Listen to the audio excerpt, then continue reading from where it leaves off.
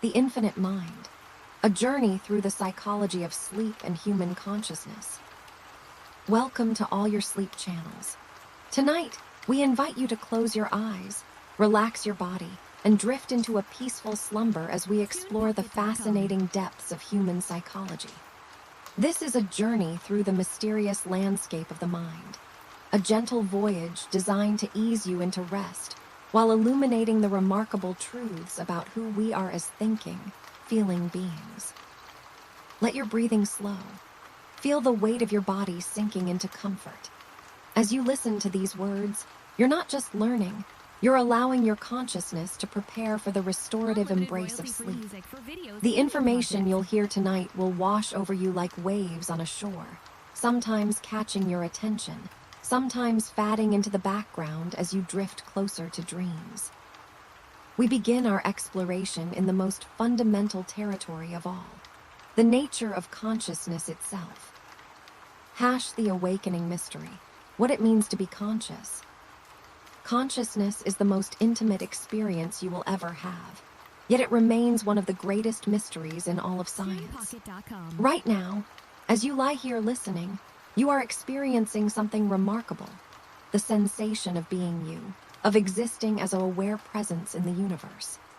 This feeling of what it is like to be conscious has puzzled philosophers for thousands of years and continues to challenge neuroscientists today. Your consciousness emerges from approximately 86 billion neurons in your brain, each one connected to thousands of others, creating a network of unimaginable complexity. Every thought you have, every emotion you feel, every memory you treasure, all of it arises from electrochemical signals passing between these cells. And yet, somehow, this biological machinery gives rise to the rich, subjective experience of being alive. The hard problem of consciousness, as philosopher David Chalmers termed it, asks how physical processes in the brain create subjective experience. Why doesn't all this neural activity happen in the dark, so to speak? Why is there something it feels like to see the color red, to taste chocolate, to feel sadness? This question remains largely unanswered, though theories abound. Some scientists believe consciousness emerges from the integration of information across different brain regions.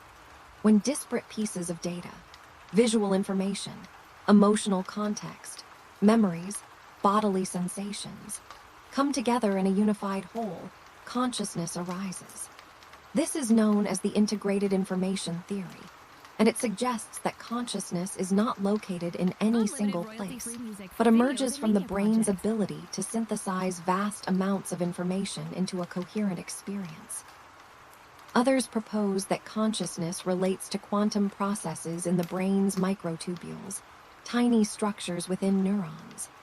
This controversial theory suggests that consciousness might be a fundamental feature of the universe itself, not just an emergent property of complex systems.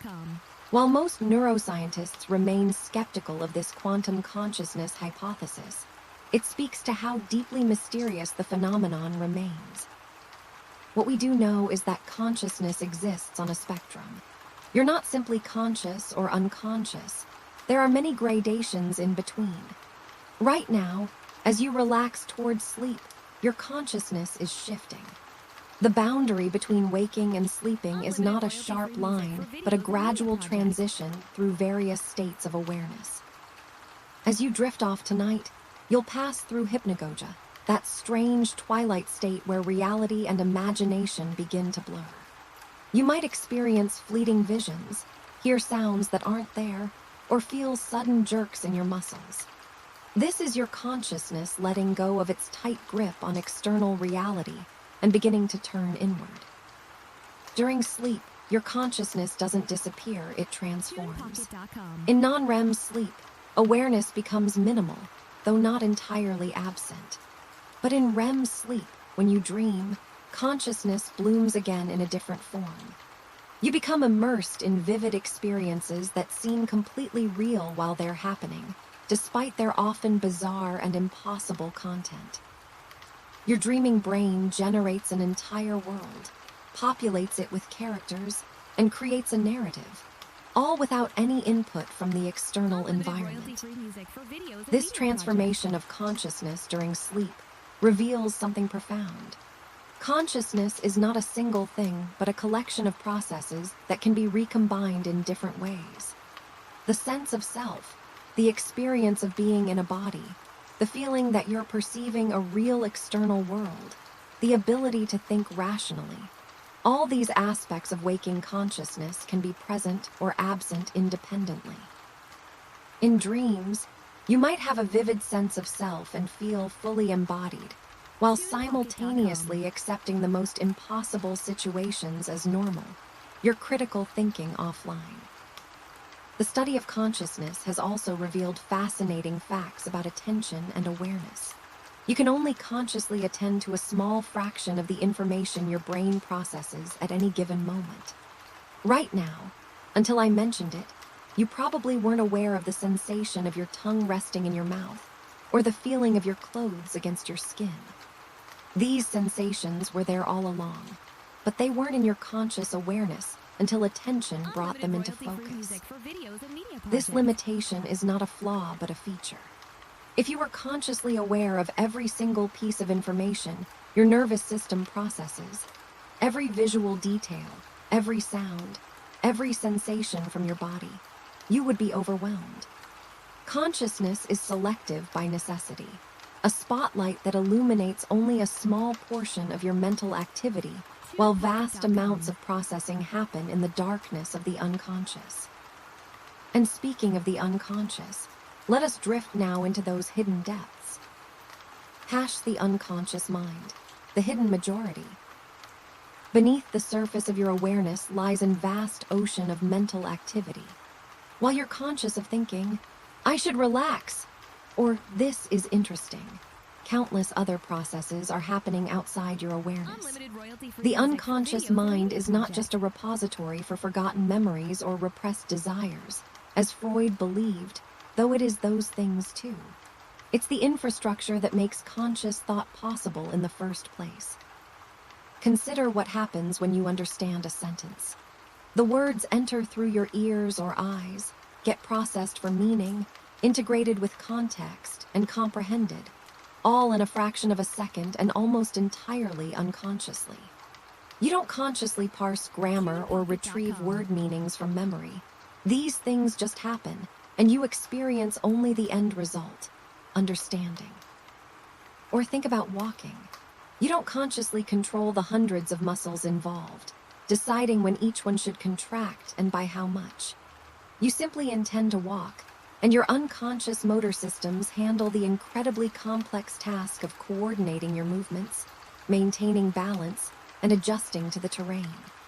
Only when something goes wrong, when you trip or need to navigate a tricky obstacle, does walking require conscious attention. The unconscious mind is constantly making judgments and decisions that influence your behavior. Studies have shown that your brain begins preparing to make a movement several seconds before you become consciously aware of deciding to move. This raises profound questions about free will. If your unconscious brain has already decided before your conscious mind knows about it, are you really choosing? This remains a deeply contested question in philosophy and neuroscience. Your unconscious also shapes your preferences and reactions in ways you might not realize. The mere exposure effect demonstrates that you tend to develop a preference for things simply because you're familiar with them, even if you don't consciously remember encountering them before. In experiments, people shown images too briefly to consciously perceive them later report liking those images more than new ones, without knowing why. Implicit biases operate largely unconsciously as well. You might consciously believe in equality and fairness, yet harbor automatic associations between certain groups and positive or negative attributes. These implicit biases can influence your behavior in subtle ways. Who you smile at, whose ideas you find more credible, who you feel comfortable around, even when your conscious values would reject such discrimination. The unconscious mind is also where much of learning becomes consolidated. When you practice a skill, playing an instrument, speaking a language, solving certain types of problems. The knowledge gradually moves from requiring conscious effort to becoming automatic. This process of automatization frees up your limited conscious attention for new challenges. Experts in any field have vast amounts of knowledge and skill stored in unconscious memory, allowing them to perform complex tasks with ease while consciously focusing on higher-level strategy. Dreams offer another window into unconscious processing. While you sleep, your brain continues to work on problems, consolidate memories, and process emotions. Many creative breakthroughs have occurred during dreams. The chemist Auguste Kekulé reportedly discovered the ring structure of benzene after dreaming of a snake biting its own tail. Paul McCartney said the melody for Yesterday came to him in a dream. Your unconscious mind, freed from the constraints of logical conscious thought, can make unexpected connections and explore possibilities that waking consciousness might dismiss as impossible or irrelevant. Interestingly, the unconscious mind sometimes knows things before the conscious mind catches up. In one study, people played a card game where certain decks were rigged to produce losses. Participants began avoiding the losing decks before they could consciously articulate that those decks were problematic. Their bodies showed stress responses when reaching for bad decks, even while their conscious minds still thought all the decks were equal. The unconscious had detected the pattern and was trying to steer behavior away from danger before conscious awareness figured it out. This phenomenon extends to many areas of life. You might feel uneasy about a person or situation without knowing why, only to realize later that your unconscious mind had picked up on subtle cues that something was off. Intuition, that feeling of knowing without knowing how you know, often reflects unconscious processing of patterns and information. The relationship between conscious and unconscious mind is not a simple hierarchy where conscious thought is superior. Rather, they're complementary systems with different strengths.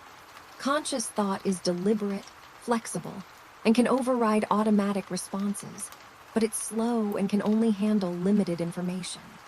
Unconscious processing is fast, automatic, and can handle vast amounts of information simultaneously, but it's inflexible and difficult to change. Many psychological problems involve conflicts between these systems. Addiction, for instance, often involves unconscious automatic urges warring against conscious intentions to quit. Anxiety can arise when unconscious threat detection systems sound alarms that conscious rational thought knows are false. Effective therapy often works by bringing unconscious patterns into conscious awareness, where they can be examined and gradually changed. As you lie here now, drifting toward sleep, your conscious mind is gradually releasing its control, allowing unconscious processes to take over. This is as it should be. Sleep is a time for the unconscious mind to do its essential work, consolidating memories, processing emotions, restoring the body, and preparing for tomorrow's challenges. Let yourself sink deeper into relaxation as we continue our journey, moving now to explore the architecture of memory. Memory, the story we tell ourselves. Your identity, your knowledge, your relationships, everything that makes you uniquely you depends on memory. Without memory, there would be no continuity of self from moment to moment. You would be a consciousness perpetually trapped in an eternal present, with no past and no ability to imagine a future. But memory is far stranger and more fallible than most people realize. You probably think of memories as something like video recordings stored in your brain, waiting to be retrieved and played back. This intuition is completely wrong. Memory is not a recording, but a reconstruction, assembled anew each time you remember. When you experience something, your brain doesn't store a complete, accurate record of that experience. Instead, it encodes certain key features, particular sensory details, emotional significance, connections to prior knowledge. Later, when you try to remember, Your brain takes these fragments and reconstructs a coherent memory, filling in gaps with expectations, assumptions, and general knowledge about how things typically happen. This reconstructive nature of memory means that memories are not fixed but malleable. Each time you remember something, you're not just retrieving it, you're also potentially changing it. The act of remembering makes a memory temporarily unstable, and when it gets restored, it can be altered by your current thoughts, emotions, and context. This is why memories tend to drift over time, becoming distorted, embellished, or simplified. Elizabeth Loftus's groundbreaking research on false memories demonstrated just how easily memories can be implanted. In one famous study, researchers convinced about a quarter of participants that they had been lost in a shopping mall as a child, an event that never actually happened. The participants didn't just intellectually accept the suggestion. They formed detailed, emotionally rich memories of the fictitious event, complete with sensory details and feelings. This malleability has profound implications. Eyewitness testimony, long considered highly reliable in legal contexts, is actually quite unreliable. Witnesses can be influenced by leading questions, by seeing news coverage or talking to other witnesses, and by their own expectations and biases. People can confidently remember things that never happened and fail to remember things that did. Yet memory is not entirely unreliable. Some types of memories are more stable than others. Procedural memories, how to ride a bike, how to read, are quite robust and difficult to verbally articulate. You might not be able to explain exactly how you maintain balance on a bicycle, but your body remembers. Semantic memory, general knowledge about the world, is also relatively stable, though even here, you might misremember facts or develop false beliefs. Episodic memory, memory for specific events in your personal past, is the most vulnerable to distortion. These autobiographical memories are deeply colored by emotion, and emotional arousal during an event generally enhances memory, but not always in the ways you might expect. High emotion can make certain central details of an experience very memorable, while actually impairing memory for peripheral details. The phenomenon of flashbulb memories illustrates this. Many people have vivid memories of exactly where they were and what they were doing when they heard about shocking events. The September 11 attacks, for instance. These memories feel crystal clear and highly accurate, and people are very confident in them. However, research has shown that flashbulb memories are no more accurate than ordinary memories. They're just more vivid and confidently held. People often remember these events with great detail, but with numerous errors. Your memory also exhibits various biases that shape how you remember your life. The fading effect bias means that negative emotions associated with memories tend to fade faster than positive ones, leaving you with a rosier view of the past than was accurate at the time. This bias may help protect psychological well-being, allowing people to move past negative experiences.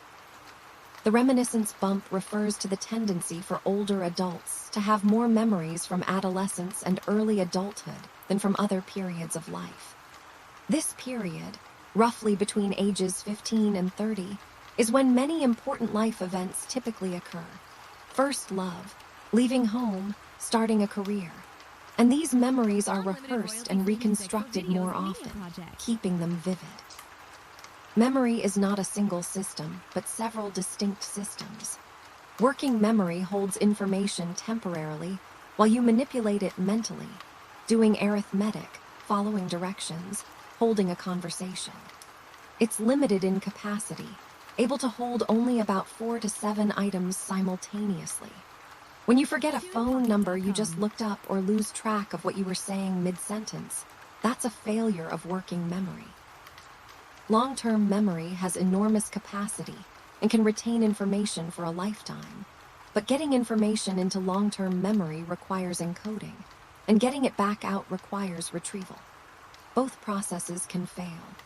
Encoding failures explain why you often can't remember something you didn't pay attention to in the first place. Retrieval failures explain those frustrating tip-of-the-tongue moments when you know something but can't quite access it. Retrieval is improved by cues, contextual reminders that were present during encoding. This is why returning to a place where something happened can trigger memories, or why a particular song can transport you back to a specific time in your life. The context of retrieval, matching the context of encoding, facilitates remembering. Sleep plays a crucial role in memory consolidation.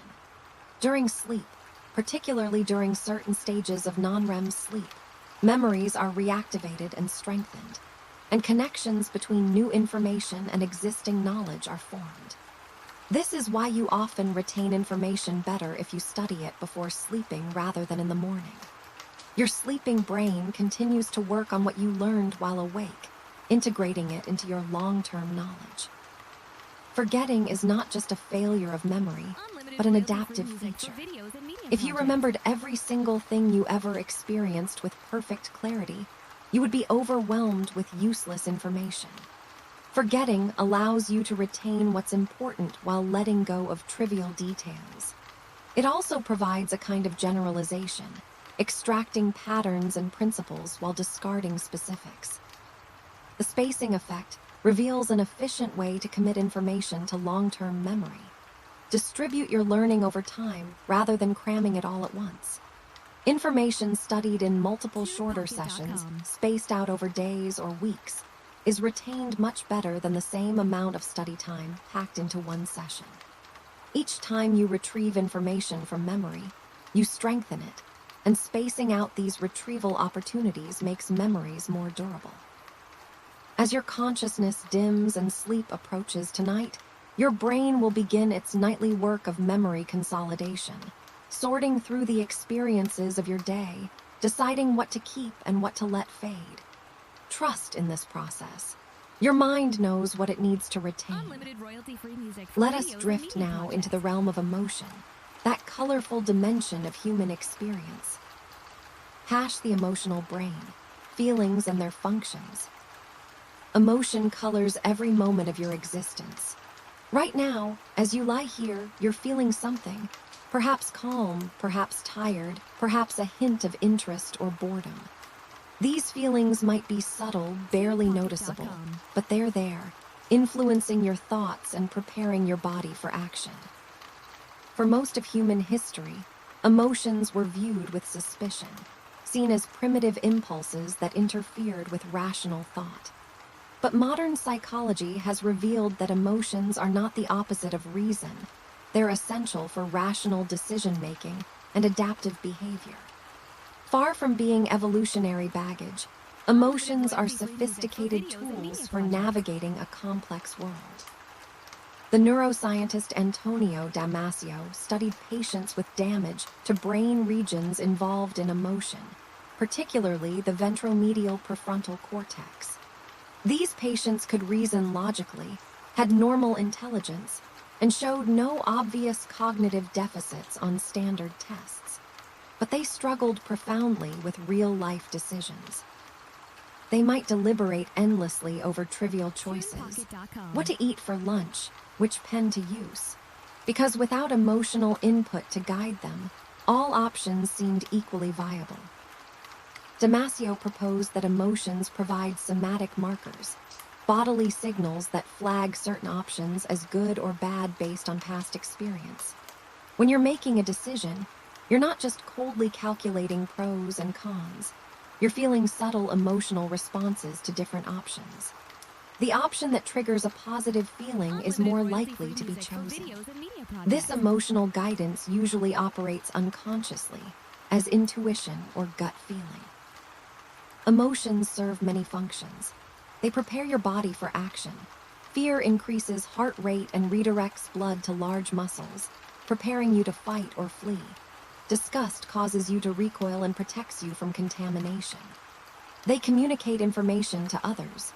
Your facial expressions, tone of voice, and body language signal your internal state, allowing for social coordination. They prioritize attention. Strong emotions capture and hold your focus on what matters. and they facilitate learning. Emotional experiences are remembered better than neutral ones. Paul Ekman's research identified 6 basic emotions that appear to be universal across cultures: happiness, sadness, fear, anger, surprise, and disgust. People from wildly different cultural backgrounds can recognize these emotions in facial expressions, suggesting they're innate rather than learned. However, cultures do differ in display rules, norms about when and how it's appropriate to express emotions. In some cultures, emotional restraint is valued, while others encourage more open expression. The James Lange theory of emotion proposed something counterintuitive. You don't run because you're afraid. You're afraid because you run. According to this view, emotion arises from your perception of your body's physiological responses. You see a threat, your body reacts automatically, and the feeling of fear emerges from sensing this bodily response. While this theory oversimplifies things, emotion involves complex interactions between body and brain. It captures an important truth. Your bodily state profoundly influences your emotional experience. This connection goes both ways. Your emotions affect your body, and your body affects your emotions. When you're anxious, your muscles tense, your breathing becomes shallow, and your heart races. But you can also work backwards.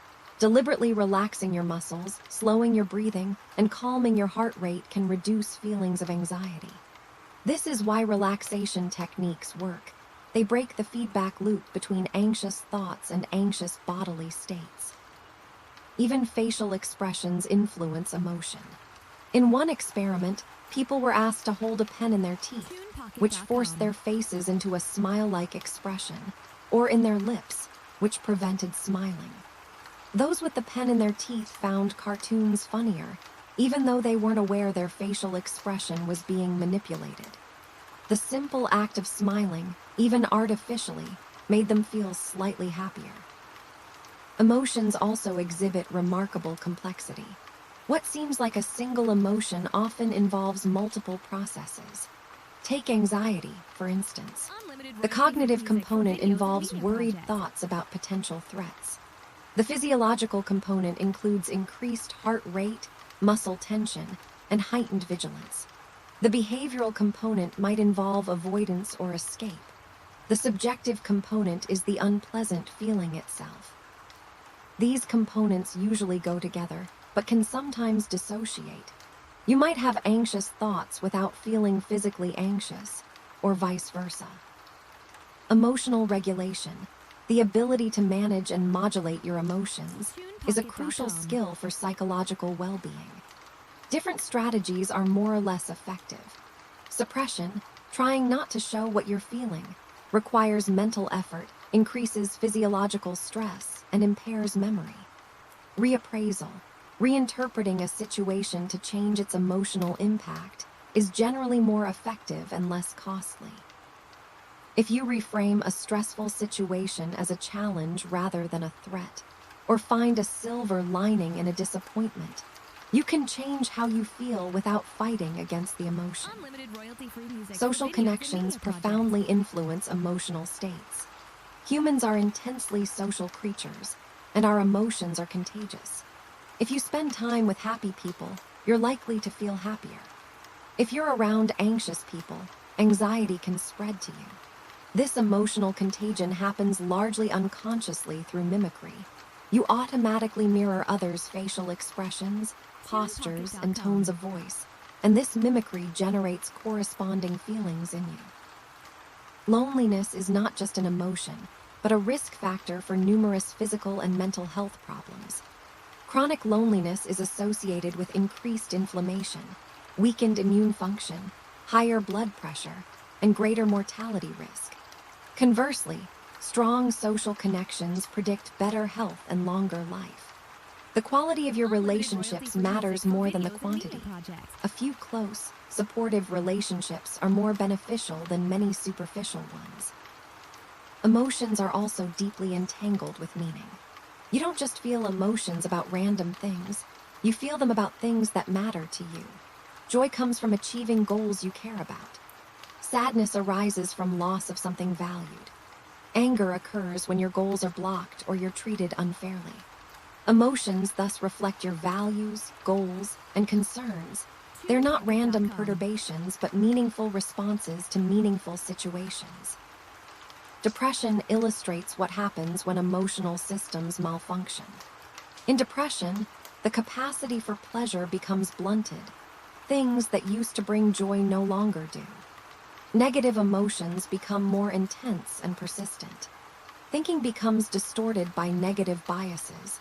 You remember negative things more easily, interpret ambiguous situations negatively, and expect negative outcomes.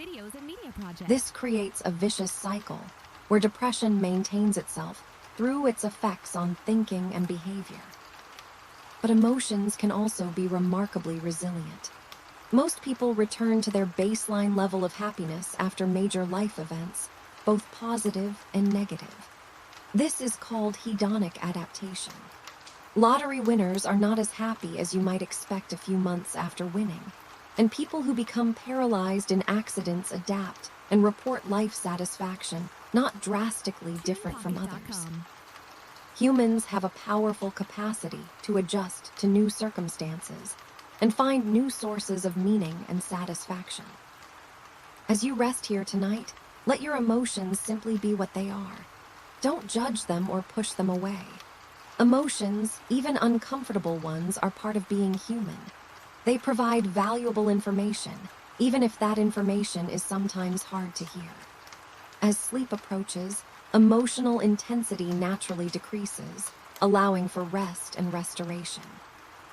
We turn now to another fundamental aspect of psychology: motivation and the pursuit of goals. Motivation. What drives human behavior? Why do you do what you do? What gets you out of bed in the morning? What keeps you working toward goals despite obstacles and setbacks?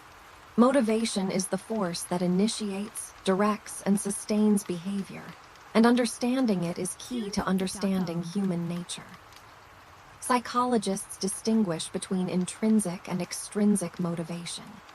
Intrinsic motivation comes from within. You do something because it's inherently interesting, enjoyable, or meaningful to you. Extrinsic motivation comes from external rewards or pressures. You do something to get money, praise, avoid punishment, or meet others' expectations. Both types of motivation can drive behavior, but they have different effects.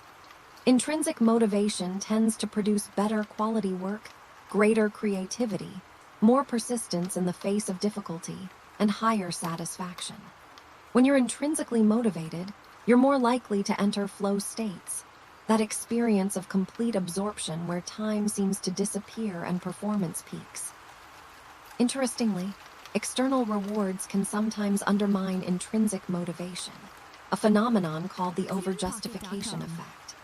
If you enjoy doing something for its own sake, and then start receiving external rewards for it, your intrinsic motivation may decrease. The external reward becomes the salient reason for the behavior, overshadowing the internal enjoyment. This doesn't always happen. The key factor seems to be whether the reward is experienced as controlling or as acknowledging competence. Self-determination theory proposes that humans have three basic psychological needs: autonomy, competence, and relatedness. Autonomy is the need to feel that you're in control of your own behavior, that you're acting according to your own values and interests, rather than being controlled by external forces.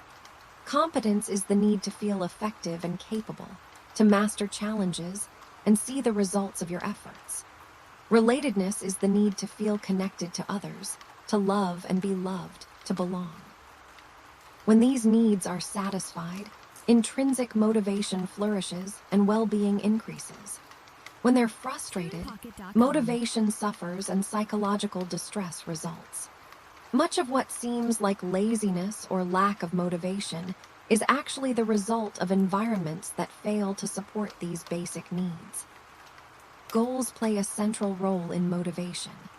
Setting specific, challenging goals leads to higher performance than vague goals like do your best or no goals at all. Goals direct attention, energize effort, increase persistence, and motivate the development of task strategies. But not all goals are equally motivating.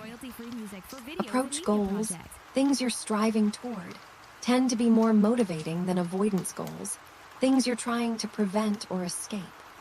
Working toward something you want is generally more energizing than working to avoid something you fear. This is partly because approach goals focus attention on positive possibilities and progress, while avoidance goals keep attention on threats and failures. Goals also work best when they're self-concordant, aligned with your values and interests, rather than imposed by others or pursued for external reasons. When you pursue goals because they matter to you personally, you invest more effort and experience greater satisfaction when you achieve them. The gap between your current state and your goals creates a motivational tension. This tension can be energizing, driving you to bridge the gap. But if the gap seems too large, it can be demoralizing. This is why breaking large goals into smaller sub-goals is so effective. Each sub-goal achieved provides a sense of progress and a boost of motivation to continue. Expectancy value theory explains motivation as a product of two factors: expectancy, how likely you believe success is, and value, how much you care about the outcome. You're most motivated when you expect you can succeed and when success matters to you. If either factor is low, motivation suffers. If you think a goal is important but believe you have no chance of achieving it, you'll feel helpless. If you're confident you could succeed but don't care about the goal, you won't bother trying. Self-efficacy, your belief in your ability to succeed at specific tasks, strongly influences motivation. High self-efficacy leads to setting higher goals, investing more effort, persisting longer in the face of difficulties, and recovering more quickly from setbacks. Self-efficacy is built through experience, especially through overcoming challenges through persistent effort. Success that comes too easily doesn't build strong self-efficacy. You need to learn that you can handle difficulties. Motivation is not a constant state, but fluctuates. Willpower and self-control appear to be limited resources that can be depleted. After exerting self-control on one task, people perform worse on subsequent tasks requiring self-control, a phenomenon called ego depletion. This suggests that self-control is like a muscle. It can be fatigued by use, but also strengthened with training. However, beliefs about willpower matter. People who believe willpower is unlimited don't show ego depletion effects. This suggests that expectations and mindsets shape motivational resources.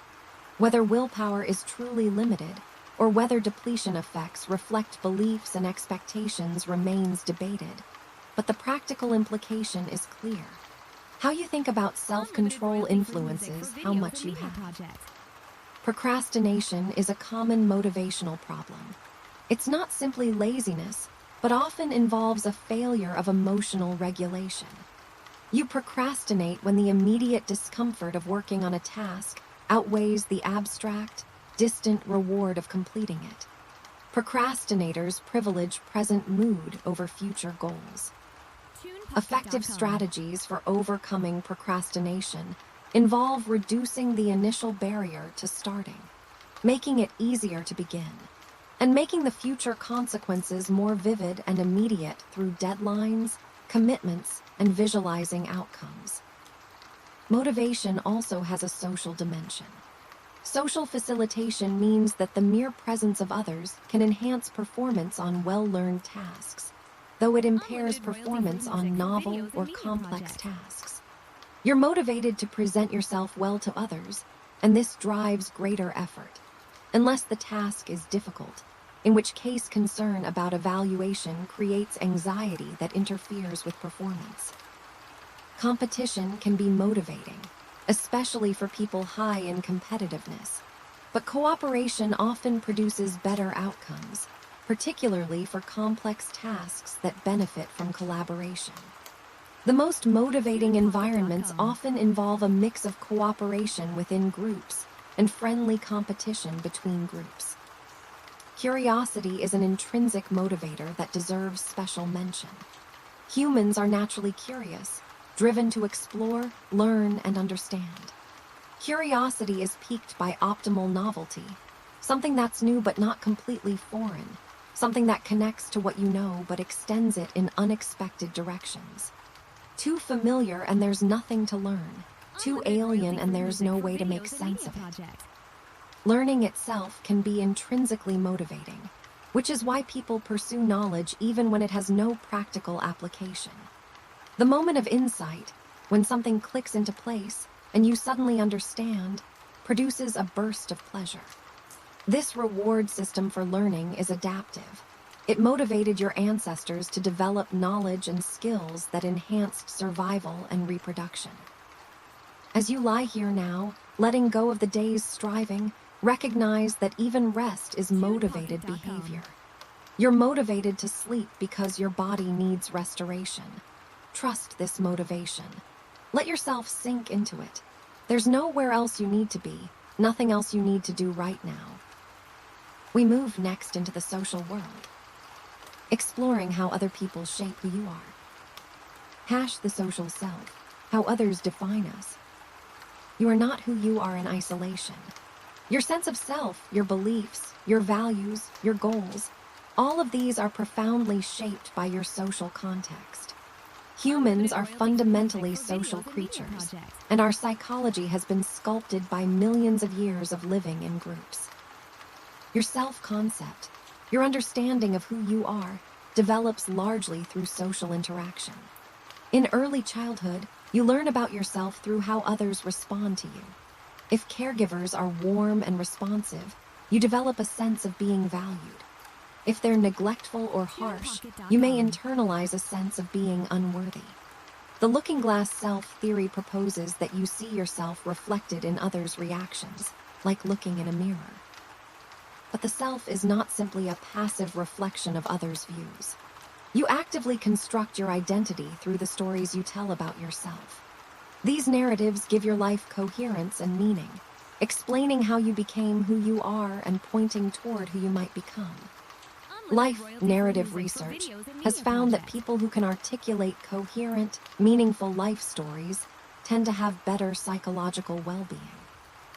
The self also has different aspects that become active in different contexts. You're a different person with your parents than with your friends, different at work than at home. This is not hypocrisy, but flexibility, the capacity to modulate self-presentation depending on social context. Problems arise when the gap between different selves becomes too large, creating a sense of fragmentation or inauthenticity. Social comparison is a fundamental process by which you evaluate yourself. You constantly compare yourself to others. Am I smarter, more attractive, more successful? These comparisons shape self-esteem and motivation. Upward comparisons, comparing yourself to those better off, can inspire you to improve or make you feel inadequate. Downward comparisons, comparing yourself to those worse off, can make you feel better about yourself or grateful for what you have. Social media has amplified social comparison, exposing you to carefully curated highlights of others' lives.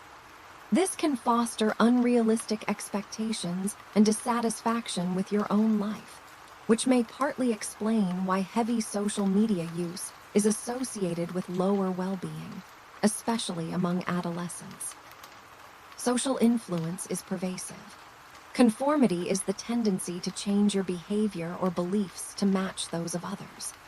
Solomon Asch's famous studies demonstrated that people will conform to obviously incorrect judgments made by a group, even when conforming requires denying the evidence of their own senses. About 1/3 of participants conformed to the group's wrong answer at least once, even though the correct answer was obvious.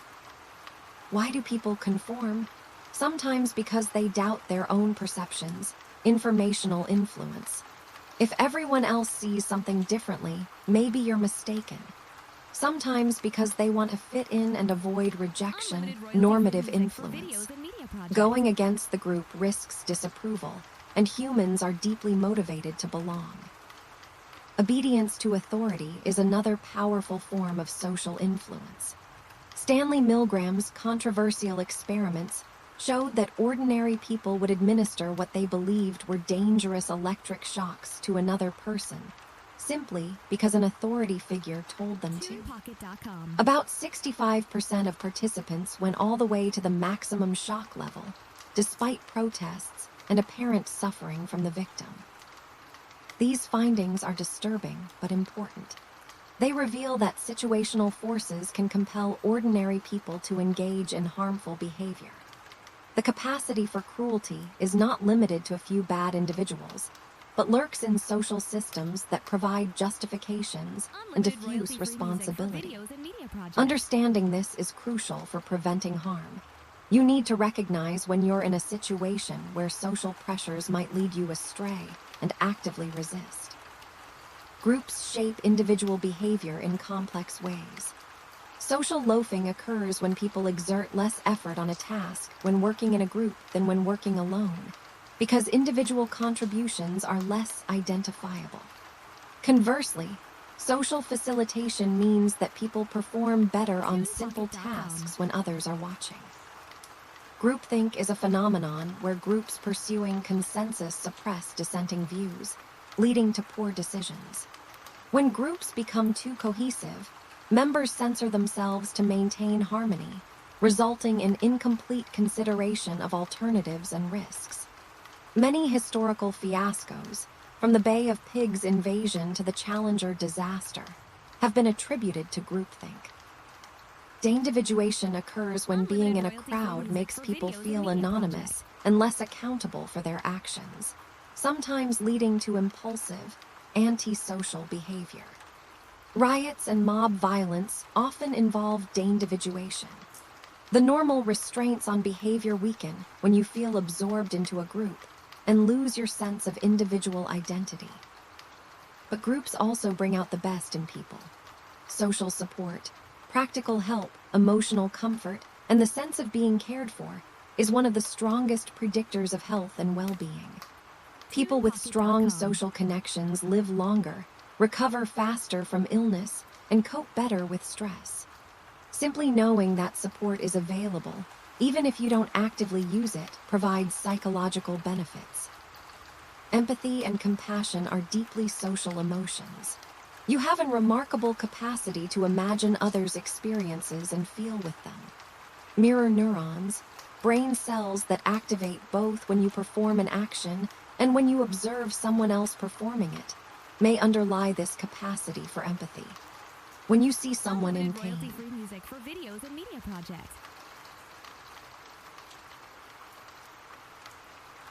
some of the same brain regions activate as when you experience pain yourself.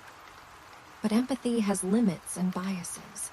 You more readily empathize with people similar to you, people you like, and people you see as individuals rather than as members of a group. Empathy can even be counterproductive in some contexts, leading to biased helping that favors identifiable individuals over statistical lives, or causing emotional exhaustion in caregivers. Prejudice and discrimination remain pervasive social problems. Implicit biases, automatic associations between social groups and evaluations or stereotypes are widespread, even among people who explicitly reject prejudice. These biases operate unconsciously, influencing perceptions and behavior in subtle ways that individuals may not recognize. Stereotypes, even positive ones, can be harmful because they reduce individuals to group categories, ignoring their unique characteristics. They create expectations that shape interactions in ways that confirm the stereotype, becoming self-fulfilling prophecies. If you expect someone to be incompetent based on their group membership, you might give them less opportunity to demonstrate competence, and your behavior might make them nervous, leading them to underperform. But intergroup contact can reduce prejudice, especially when certain conditions are met. Equal status between groups, common goals, intergroup cooperation, and support from authorities and institutions.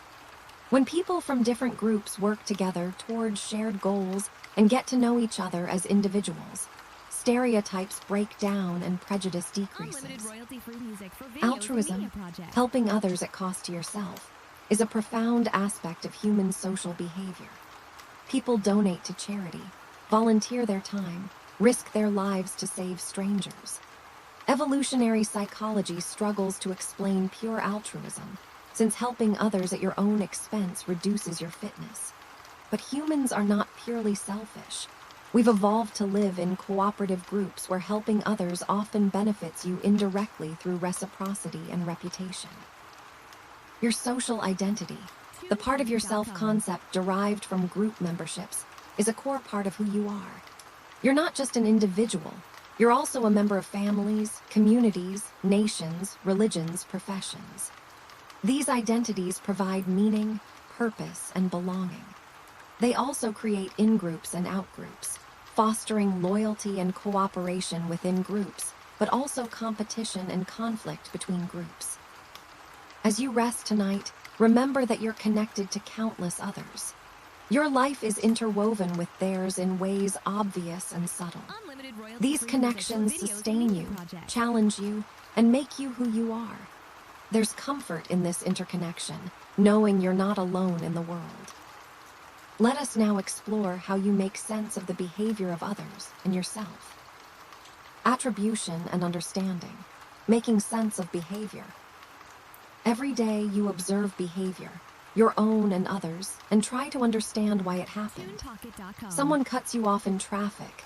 Did they do it intentionally or was it an accident? You fail an exam. Was it because you didn't study enough or because the test was unfair? These explanations, attributions, profoundly affect how you feel and how you respond. Attribution theory examines how people explain behavior. Fritz Heider distinguished between internal attributions, explanations that locate the cause within the person, such as personality, ability, or effort, and external attributions, explanations that locate the cause in the situation, such as luck, task difficulty, or others' actions. The fundamental attribution error is the tendency to overestimate internal factors and underestimate external factors when explaining others' behavior. If someone trips while walking, you might think they're clumsy, underweighting situational factors like an uneven sidewalk. If someone is rude to you, you might think they're a rude person, not considering that they might be having a terrible day. Interestingly, you don't make this error for your own behavior. The actor-observer bias means you tend to attribute your own behavior to situational factors. If you trip, you blame the sidewalk. If you're rude, you point to stress or circumstances. You have access to your own thoughts, intentions, and circumstances, making situational factors more salient, while for others you only observe behavior. The self-serving bias is the tendency to take credit for success, but blame external factors for failure. When you succeed, you attribute it to your ability and effort. When you fail, you attribute it to bad luck or unfair circumstances. This bias protects self-esteem but can impede learning, since recognizing your role in failures is necessary for improvement. Just world hypothesis is the belief that people get what they deserve and deserve what they get. This belief is comforting because it suggests the world is fair and predictable. If you work hard and behave well, good things will happen to you. But it has dark implications. It can lead to blaming victims for their misfortunes, assuming that if something bad happened to them, they must have done something to deserve it. Causal attributions affect emotion and motivation. If you attribute failure to lack of ability, a stable internal factor, you're likely to feel hopeless and give up. If you attribute it to lack of effort, an unstable internal factor you can control, you're more likely to try harder next time.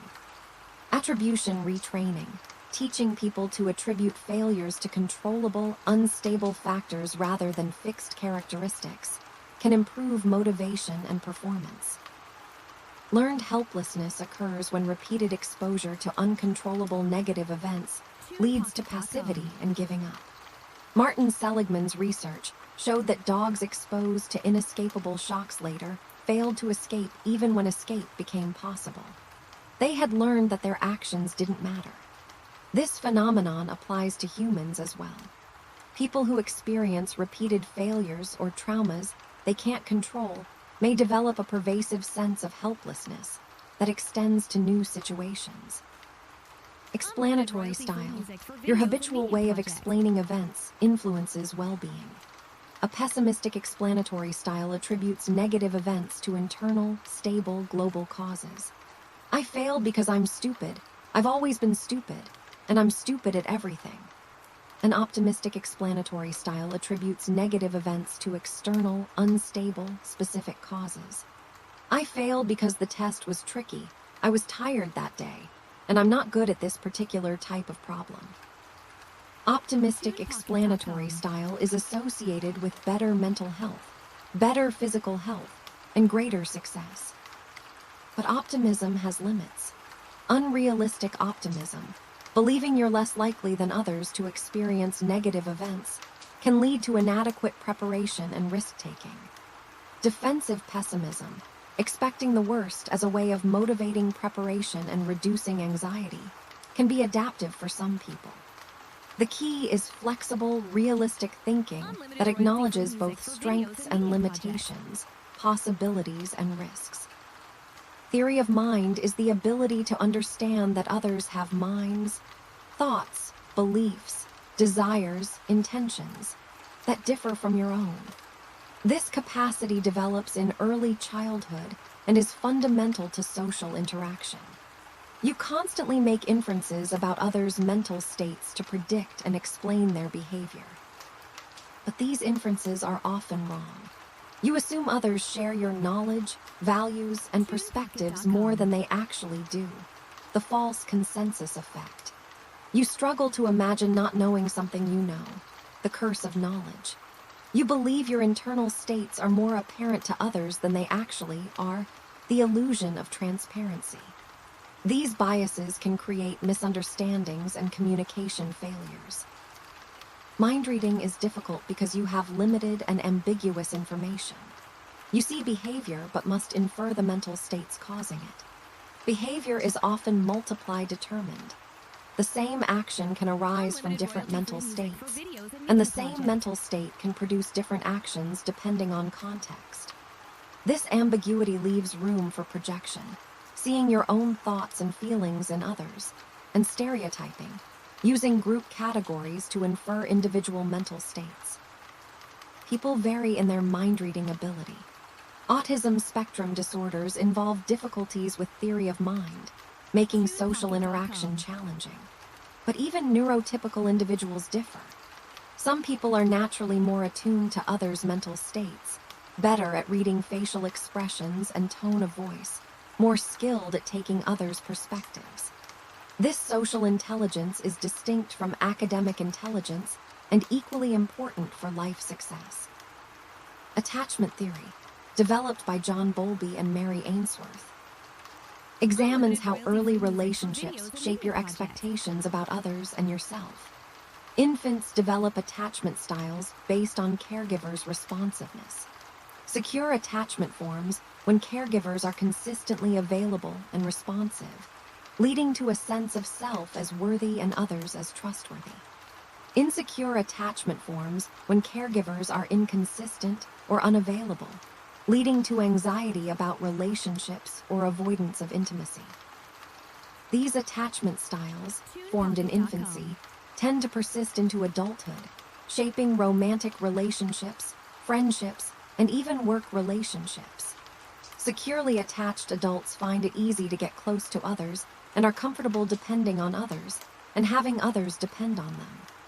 Anxiously attached adults worry about abandonment and need frequent reassurance. Avoidantly attached adults are uncomfortable with closeness and prefer independence. But attachment styles are not destiny. Relationships with supportive partners can gradually shift insecure attachment towards security. Therapy can help people recognize and change maladaptive relationship patterns rooted in early attachment experiences. Understanding behavior, your own and others, is an ongoing challenge requiring humility. You work with incomplete information, filtered through biases, interpreted through the lens of your own experience. Yet this understanding is necessary for navigating the social world, building relationships, and living cooperatively with others. As you drift towards sleep, you can let go of the need to understand everything. Some mysteries remain mysteries. Some ambiguities persist. That's okay. Rest in the acceptance that human behavior is complex, that minds are sometimes opaque, and that's part of what makes life interesting. We turn now to personality, exploring the stable patterns that make you uniquely you. Personality, the enduring patterns of being. What makes you different from everyone else? Why do you respond to situations in your characteristic way? Personality psychology examines the stable patterns of thoughts, feelings, and behaviors that distinguish individuals from one another. The Big Five model proposes that personality can be described using 5 broad dimensions: openness to experience, conscientiousness, extroversion, agreeableness, and neuroticism. These dimensions, remembered by the acronym OCEAN, capture most of the variation in how people describe themselves and others. Openness reflects curiosity, imagination, and preference for variety and novelty. People high in openness are creative, intellectually curious, and appreciate art and beauty. They enjoy abstract ideas and new experiences. People low in openness are more conventional, practical, and prefer routine and familiarity. Conscientiousness reflects organization, responsibility, and self-discipline. Conscientious people are reliable, hardworking, and goal-oriented. They plan ahead, follow through on commitments, and control impulses. People low in conscientiousness are more spontaneous and flexible, but may be disorganized and unreliable. Extroversion reflects sociability, assertiveness, and preference for stimulation and activity. Extroverts are energized by social interaction, enjoy being the center of attention, and seek excitement. Introverts are reserved, prefer solitude or small groups, and find social interaction draining, though not necessarily unpleasant. Agreeableness reflects compassion, cooperativeness, and concern for harmony. Agreeable people are trusting, helpful, and empathetic. They avoid conflict and prioritize relationships. People low in agreeableness are more competitive, skeptical, and willing to antagonize others to achieve their goals. Neuroticism reflects emotional instability and tendency to experience negative emotions. People high in neuroticism are prone to anxiety, depression, anger, and worry. They react strongly to stress and take longer to recover. People low in neuroticism are emotionally stable, calm, and resilient. These dimensions are relatively stable across the lifespan, though personality does show some systematic changes with age. On average, people become more conscientious and agreeable, less neurotic, and slightly less open and extroverted as they mature from young adulthood into middle age. These changes likely reflect both biological maturation and social demands. The responsibilities of work and family encourage greater conscientiousness and emotional stability.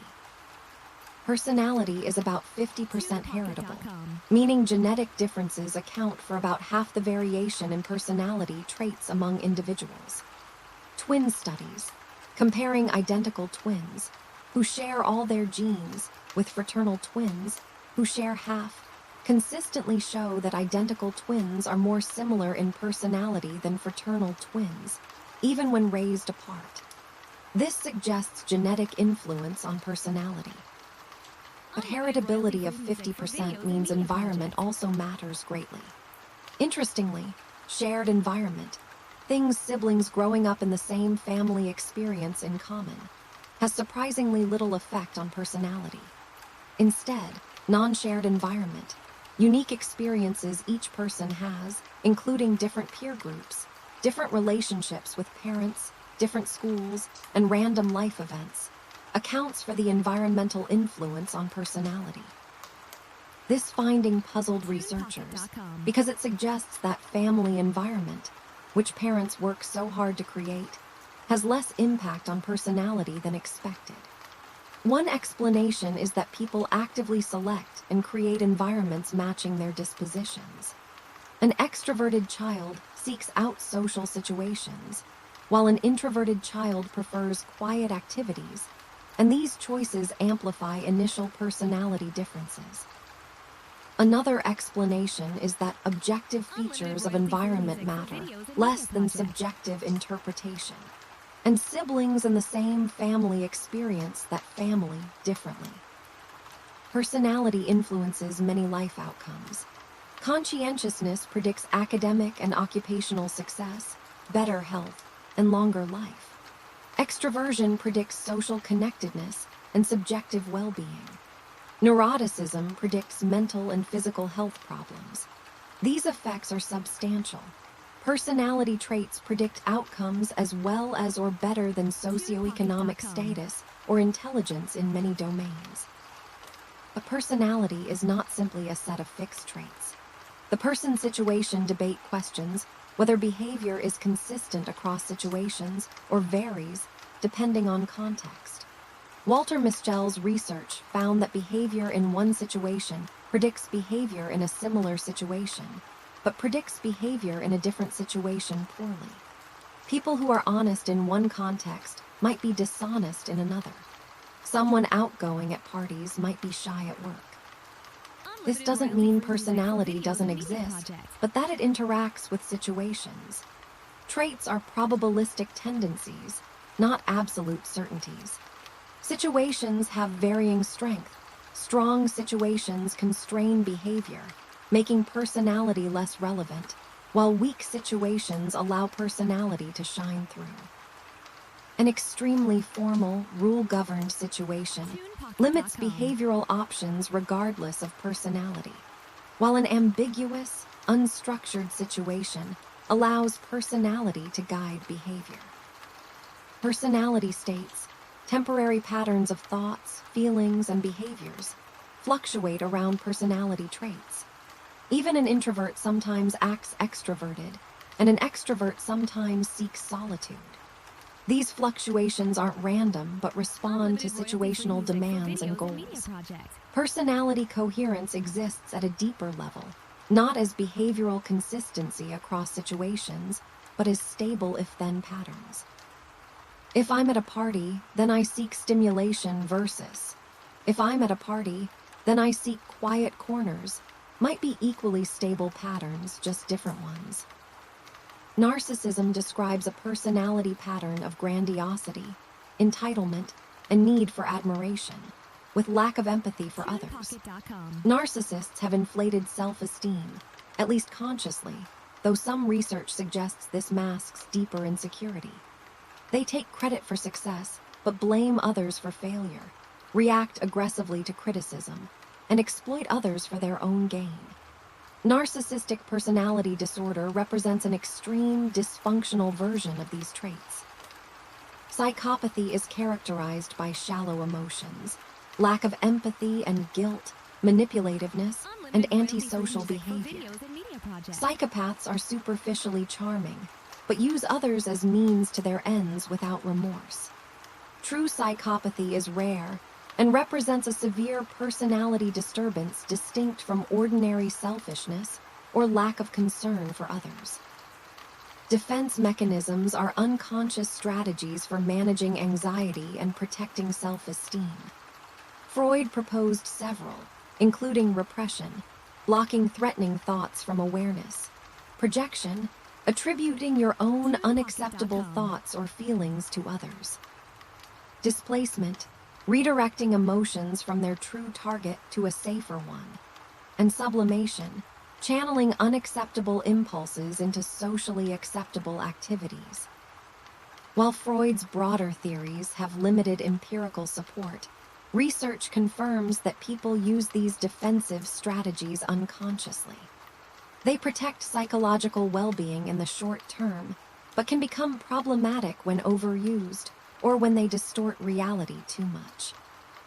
Resilience is the capacity to maintain or quickly regain mental health despite adversity. Some people bounce back from trauma, loss, or chronic stress, while others struggle persistently. Resilience isn't a single trait but involves multiple factors: genetic predisposition, early secure attachment, supportive relationships, sense of meaning and purpose, cognitive flexibility, and emotion regulation skills. Importantly, resilience doesn't mean being unaffected by adversity. Resilient people experience distress but cope adaptively. They accept reality rather than denying it, find meaning in suffering, improvise solutions creatively, and maintain hope. Post-traumatic growth describes the phenomenon where some people report positive changes following trauma, greater appreciation for life, closer relationships, increased personal strength, new possibilities, and spiritual development. Your personality shapes how you experience the world, and the world shapes your personality in turn. You're not a blank slate passively molded by environment, nor are you a fixed essence impervious to experience.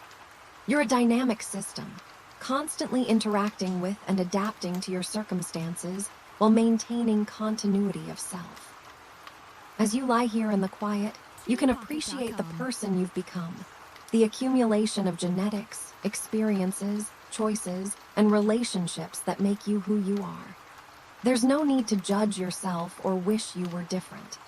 Simply acknowledge yourself with compassion, accepting both strengths and limitations. Let us now explore how thoughts shape reality through the lens of cognitive psychology. Thinking, reasoning, and decision-making. Your mind is constantly active, generating thoughts, solving problems, making decisions. Right now, even as you relax, your brain is processing information, forming associations, drawing conclusions. Human thinking is remarkably powerful, enabling science, art, technology, and civilization. Yet it's also riddled with biases and prone to predictable errors. Cognitive psychology studies mental processes, how you perceive, remember, think, and reason. One fundamental insight is that thinking is not a mirror of reality, but a construction. Your brain doesn't passively receive information from the world. It actively interprets ambiguous sensory data, filling in gaps and making assumptions based on prior knowledge. Perception itself is a constructive process. Your brain makes unconscious inferences to create coherent experience from fragmentary input. Optical illusions demonstrate this. Your visual system makes reasonable assumptions that usually work but can be fooled. The interpretation happens automatically, before conscious awareness, showing that much of thinking occurs unconsciously. Attention is selective and limited. You can only consciously process a small fraction of available information at any moment.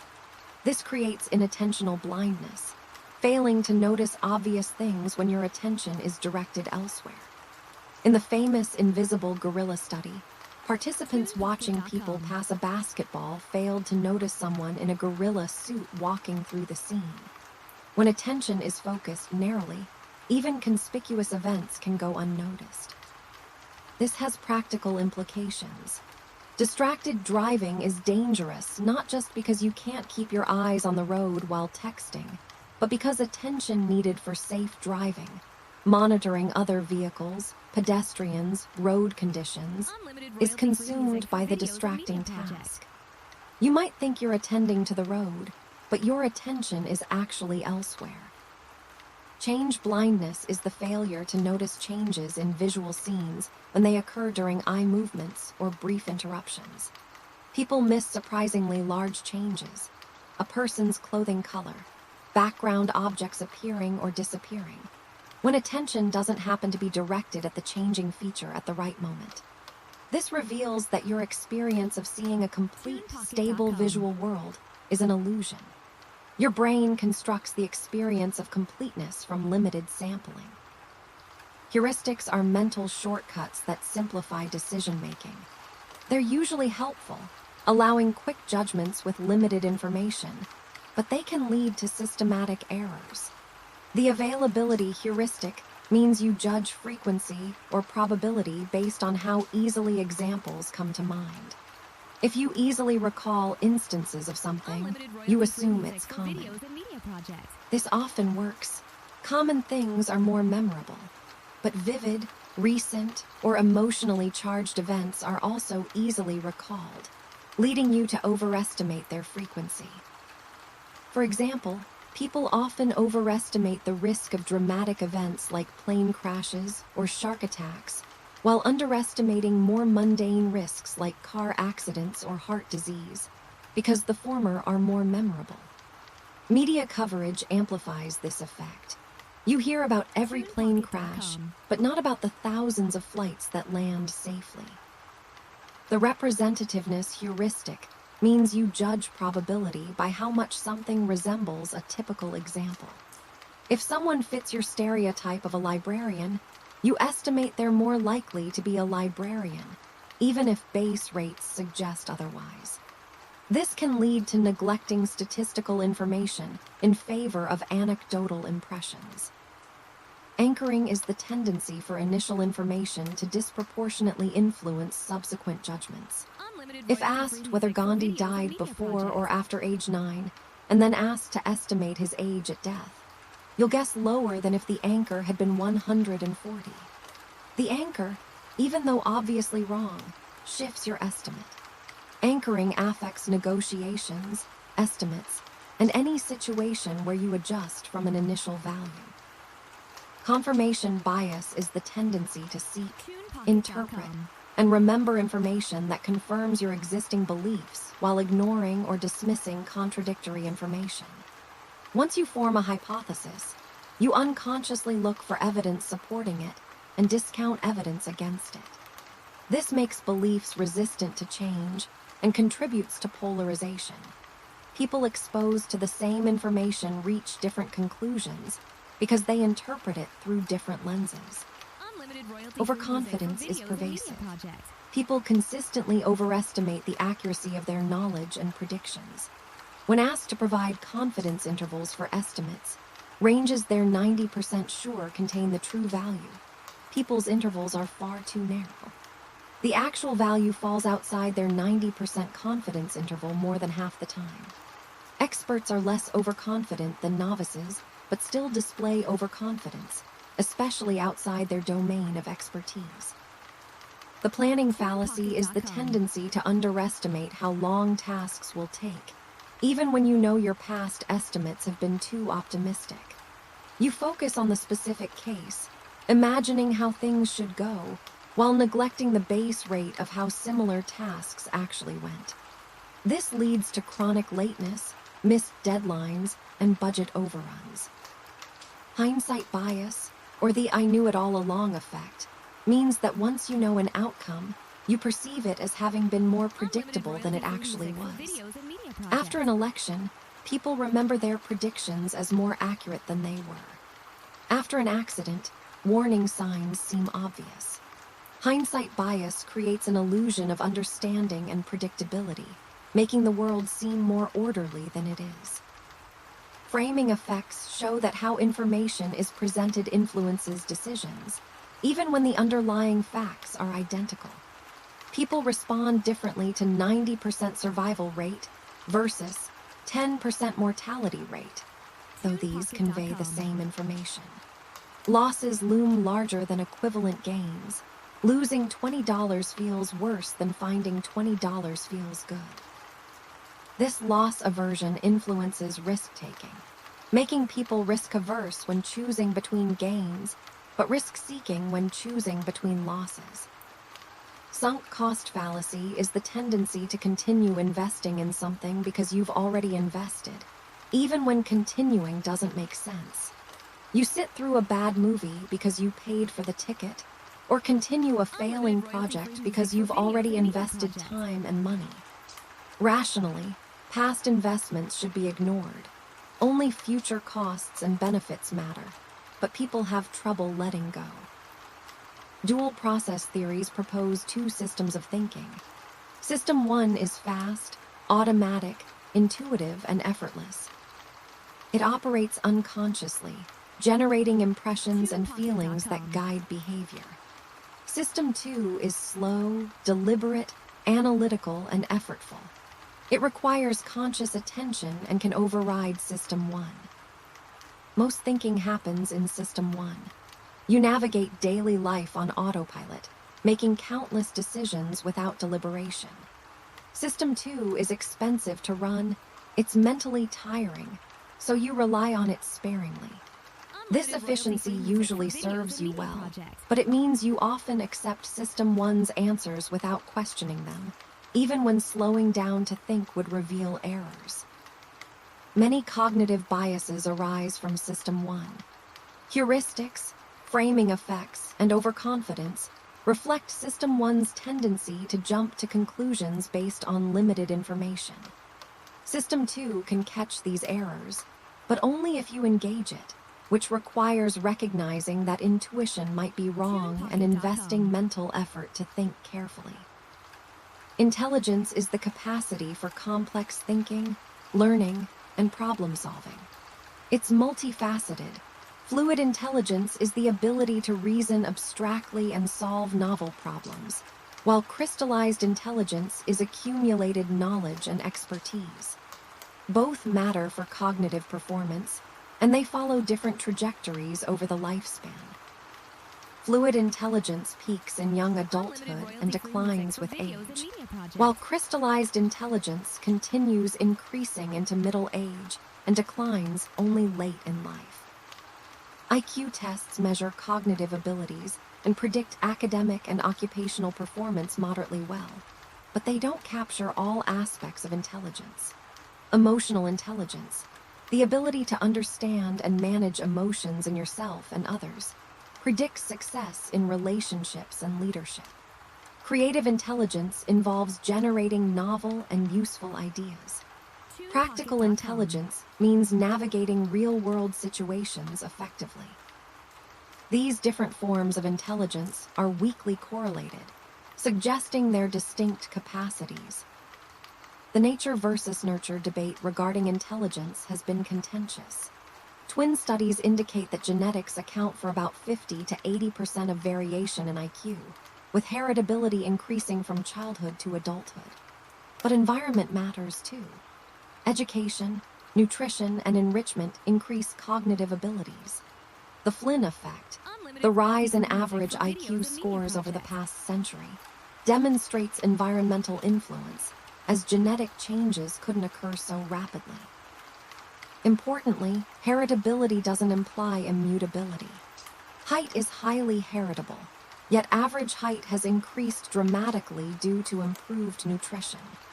Similarly, cognitive abilities can be enhanced through education and experience, even though genetics influence baseline potential.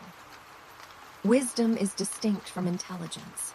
It involves deep understanding of human nature and the human condition, tolerance of uncertainty and ambiguity, consideration of multiple perspectives, and recognition of limits of knowledge. Wisdom develops with experience and reflection, though age alone doesn't guarantee it. Some older adults are wise while others are not, and some young people display wisdom beyond their years. As you rest here, your thinking mind can slow down. There's no problem that needs solving right now, no decision that requires making. Let thoughts arise and pass like clouds drifting across the sky. Don't grasp at them or push them away. Simply observe them with gentle detachment as consciousness softens towards sleep. We venture now into the shadows, exploring the psychology of suffering and how humans cope with life's inevitable difficulties. Adversity, suffering, and the path to healing. Life inevitably involves suffering. Loss, disappointment, failure, illness, trauma. No one escapes all of these. How you respond to adversity profoundly affects your well-being and growth. Psychology has much to teach about suffering and healing, about vulnerability and strength. Stress is the body and mind's response to demands that tax or exceed your resources. Not all stress is harmful. Acute stress, the surge of activation when facing a challenge, enhances performance and focus. This is the fight or flight response, preparing you for action. Heart rate increases, stress hormones like cortisol and adrenaline flood your system, attention narrows, and non-essential functions like digestion are suppressed. This response evolved for physical threats requiring immediate action. For your ancestors, stress usually came from predators or hostile encounters, situations where fighting or fleeing made sense. Modern stressors are different: work deadlines, relationship conflicts, financial worries, but trigger the same physiological response. The problem is that this response, helpful for short-term physical threats, becomes damaging when chronically activated. Chronic stress, persistent demands without adequate recovery, takes a heavy toll. It impairs immune function, making you more susceptible to illness. It damages the cardiovascular system, increasing risk of heart disease and stroke. It contributes to metabolic problems like obesity and diabetes. It impairs memory and cognitive function by damaging the hippocampus, a brain region crucial for learning. It increases risk of depression and anxiety. But the relationship between stressful events and outcomes is not deterministic. Two people experiencing the same stressor might respond very differently. This is because stress is not just about the objective situation, but about your appraisal of it. Lazarus's transactional model proposes that stress arises from the transaction between person and environment.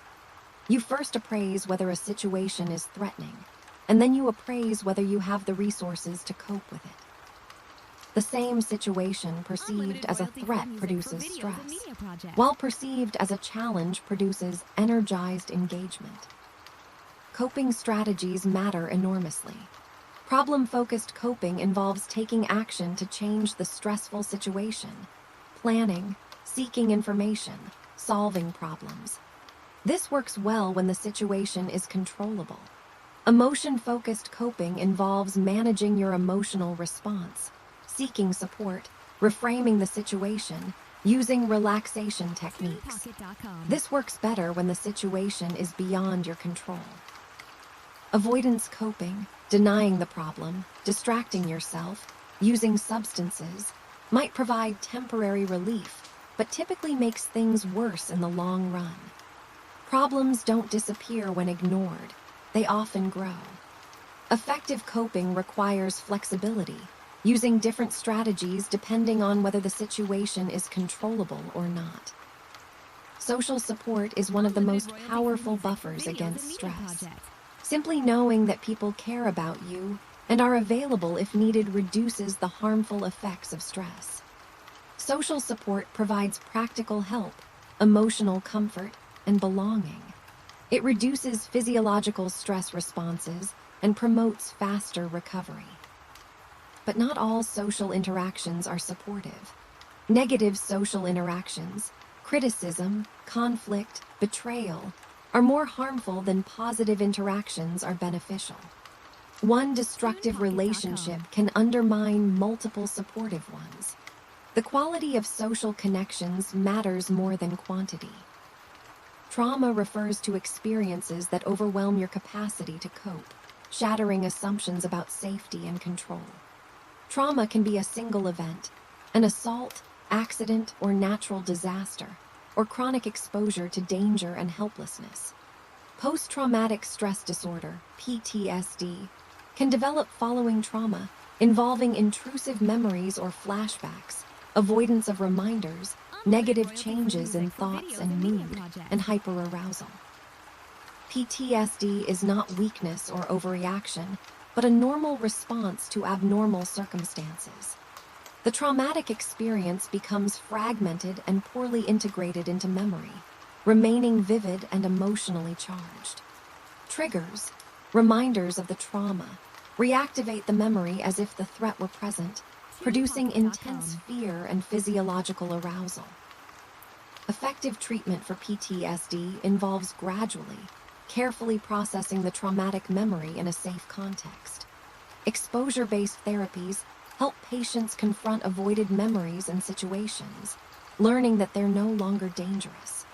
The memory becomes less emotionally charged and more integrated into the broader narrative of one's life. Trauma loses its power when it becomes just a memory, something that happened in the past, rather than something that feels perpetually present. Depression is more than sadness. It involves persistent low mood, loss of interest and pleasure in activities, changes in sleep and appetite, low energy, difficulty concentrating, feelings of worthlessness or guilt, and sometimes thoughts of death or suicide. It's one of the most common mental disorders, affecting hundreds of millions worldwide. Depression has multiple causes. Genetic vulnerability accounts for about 40% of risk. Stressful life events, especially loss and rejection, often trigger depressive episodes. Certain thinking patterns, rumination, negative cognitive biases, hopelessness, maintain depression. Neurobiological factors include reduced activity in brain regions involved in reward and motivation, and dysregulation of neurotransmitters like serotonin and dopamine. Treatment for depression includes psychotherapy, particularly cognitive behavioral therapy, which helps people identify and challenge depressive thinking patterns and increase engagement in rewarding activities. Antidepressant medications are effective for moderate to severe depression, though their mechanisms of action are not fully understood. Exercise, social connection, and adequate sleep also play important roles in recovery. Anxiety disorders involve excessive, persistent worry and fear that impair functioning. Generalized anxiety disorder involves chronic worry about multiple concerns. Social anxiety disorder involves intense fear of social situations and scrutiny by others. Panic disorder involves unexpected panic attacks, sudden surges of intense fear with physical symptoms like racing heart, shortness of breath, and feeling you're dying or going crazy. Specific phobias involve intense fear of particular objects or situations. Like depression, anxiety disorders have multiple causes including genetic predisposition, stressful experiences, and learned associations. Many anxieties arise from classical conditioning, associating something neutral with danger. Avoidance maintains anxiety because it prevents you from learning that the feared situation is actually safe.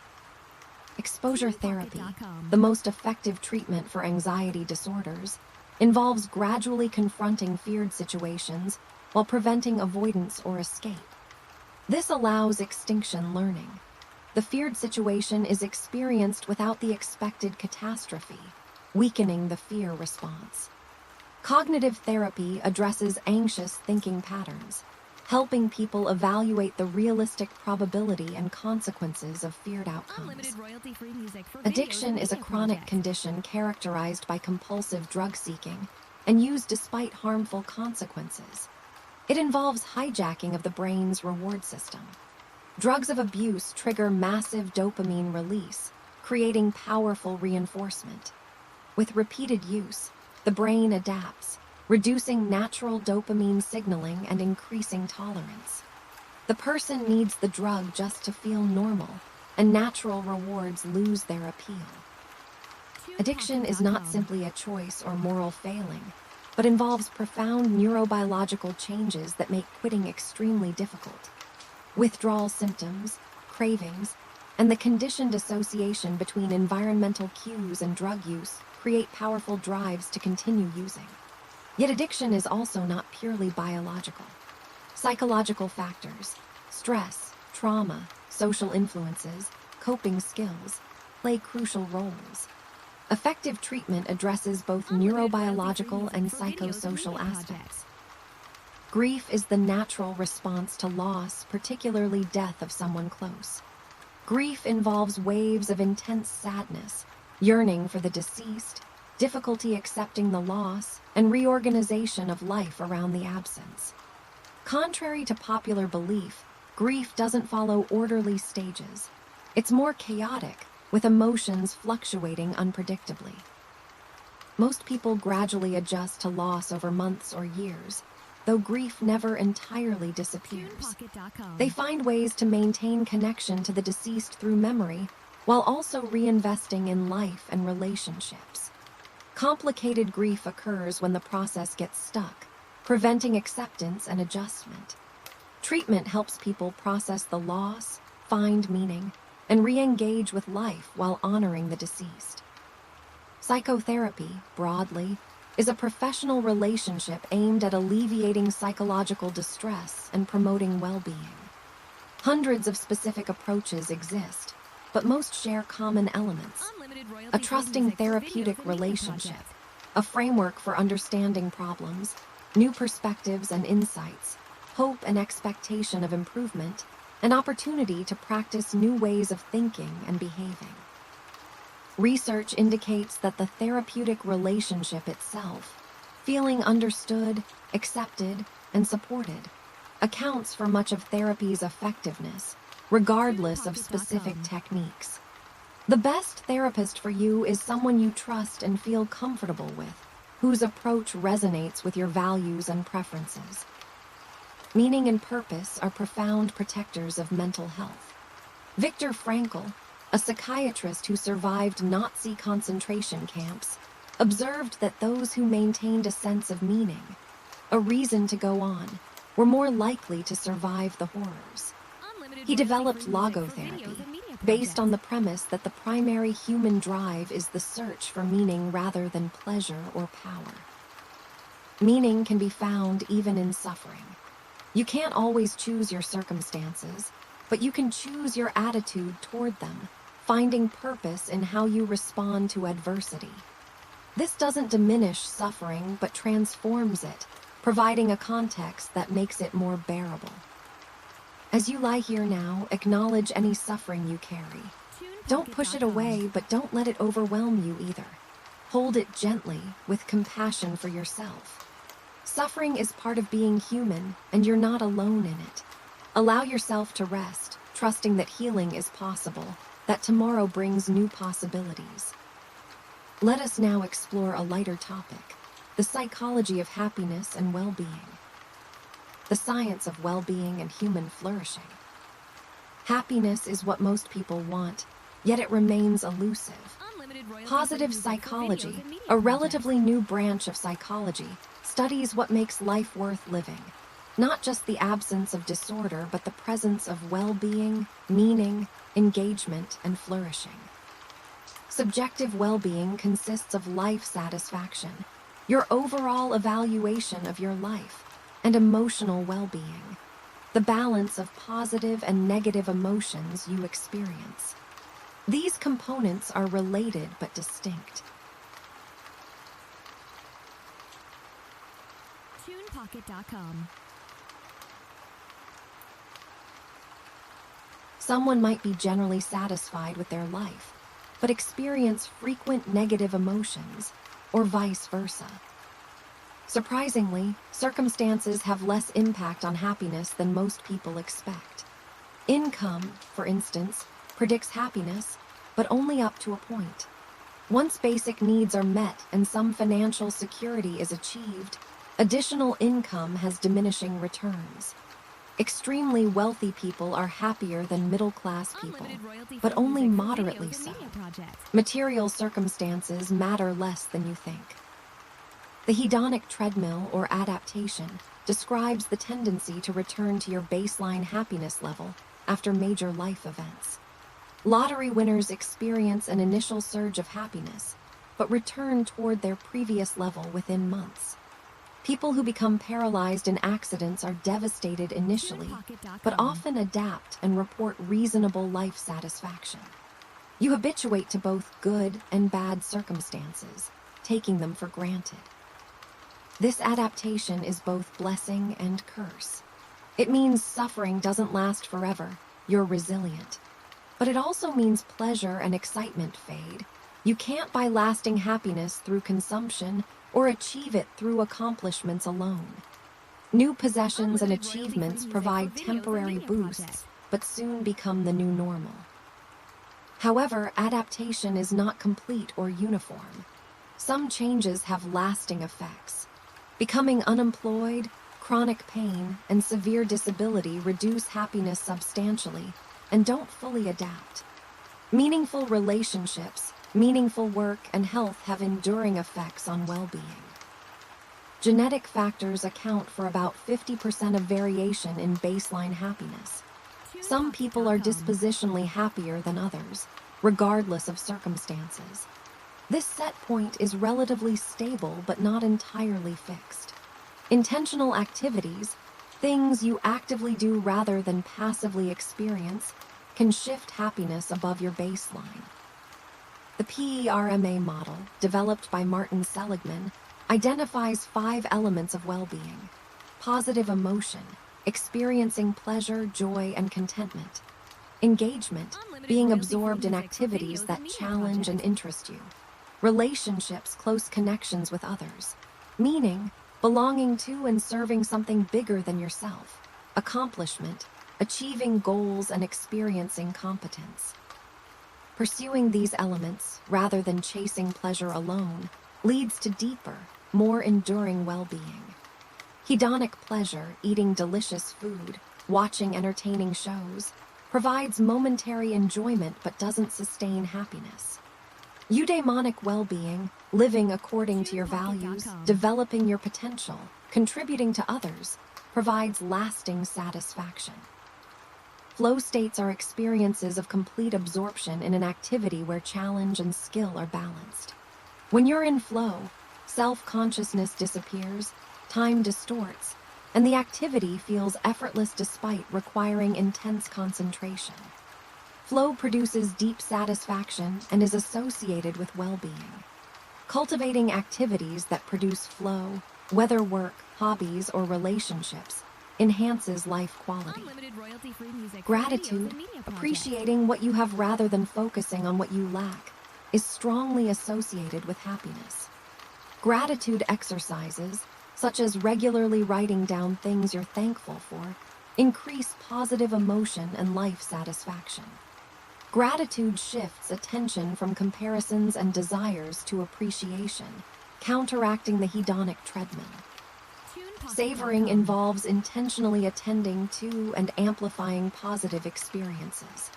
When something good happens, you can enhance its impact by sharing it with others, taking mental photographs, congratulating yourself, or simply pausing to fully experience it. Savoring makes positive events more memorable and emotionally impactful. Acts of kindness, helping others without expecting anything in return, increase happiness, sometimes more for the giver than the receiver. Prosocial spending, using money to benefit others, produces more happiness than spending on yourself. Volunteering and charitable giving are associated with greater well-being. Helping others satisfies the fundamental human need for connection and meaning. Mindfulness, present moment awareness without judgment, has numerous benefits for well-being. It reduces rumination and worry, decreases stress reactivity, improves emotion regulation, and increases appreciation for everyday experiences. Mindfulness meditation, even brief daily practice, can shift mental habits toward greater peace and acceptance. Self-compassion, treating yourself with kindness during difficult times, recognizing that suffering is part of the human experience, protects well-being more than self-esteem. Self-esteem depends on success and comparison with others, leading to defensiveness and narcissism. Self-compassion is unconditional, providing comfort regardless of outcomes. Optimism, expecting positive outcomes and believing you can handle challenges, is associated with better mental and physical health, greater success, and longer life.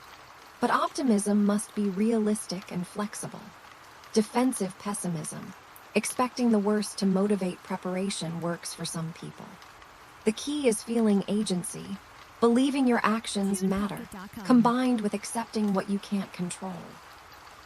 Religiosity and spirituality are associated with greater well-being, perhaps because they provide meaning, community, coping resources, and existential comfort. But you don't need religious belief for these benefits. Secular sources of meaning and community can serve similar functions. Nature exposure benefits well-being. Time spent in natural environments reduces stress, improves mood, enhances attention, and promotes physical activity. Even brief exposure, walking in a park, has measurable benefits. The modern lifestyle, dominated by indoor time and screens, may deprive you of nature's restorative effects. Physical exercise is one of the most effective interventions for improving mood and reducing anxiety and depression. Exercise releases endorphins, improves sleep, provides sense of accomplishment, and offers opportunity for social interaction. You don't need intense training. Moderate activity like brisk walking yields substantial benefits. Sleep is crucial for well-being but chronically neglected. Sleep deprivation impairs mood, cognition, and physical health. Prioritizing adequate sleep, typically 7 to 9 hours for adults, is one of the most important things you can do for your happiness. Purpose in life, feeling your life has direction and meaning, is one of the strongest predictors of well-being and health. People with strong sense of purpose live longer and have lower risk of disease. Purpose provides motivation, resilience, and coherence to life. It can come from many sources: work, relationships, creativity, spirituality, service to others. Well-being is not a destination, but a process. Not something you achieve once and keep forever, but something you cultivate continuously. Small, consistent actions accumulate over time. The habits you build, the relationships you nurture, the activities you engage in, the meaning you find, these shape your happiness more than any single event or circumstance. As you rest tonight, reflect on what brings meaning to your life, what activities absorb you fully, what relationships sustain you. Allow gratitude for these gifts to fill you. Tomorrow offers opportunities for engagement, connection, contribution. But right now, simply being here, allowing rest, is enough. Let us explore one final domain: the psychology of development across the lifespan.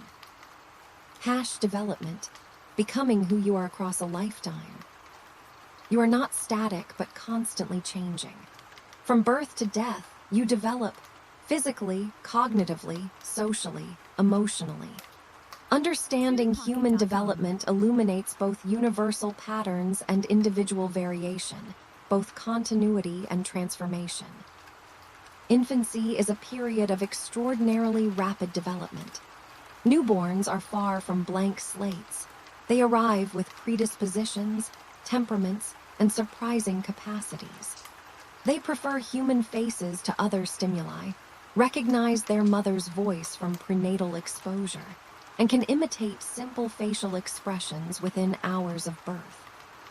Attachment bonds formed in infancy have lasting effects. John Bowlby and Mary Ainsworth's work revealed that infants become attached to caregivers who provide safety and comfort. The Strange Situation Procedure assesses attachment by observing how infants respond when separated from and reunited with their caregiver. Secure attachment, distress when separated, comfort when reunited, develops when caregivers are consistently responsive. Insecure attachment patterns develop when caregiving is inconsistent, neglectful, or frightening. These early bonds create internal working models, expectations about relationships that persist and influence later relationships. Secure attachment predicts better social competence, emotional regulation, and mental health throughout life. But attachment is not destiny. Supportive relationships later can partially repair insecure attachment. Cognitive development follows predictable stages, though timing varies. Jean Piaget proposed that children progress through qualitatively different ways of thinking. In the sensory-motor stage, birth to 2 years, knowledge comes through sensation and action.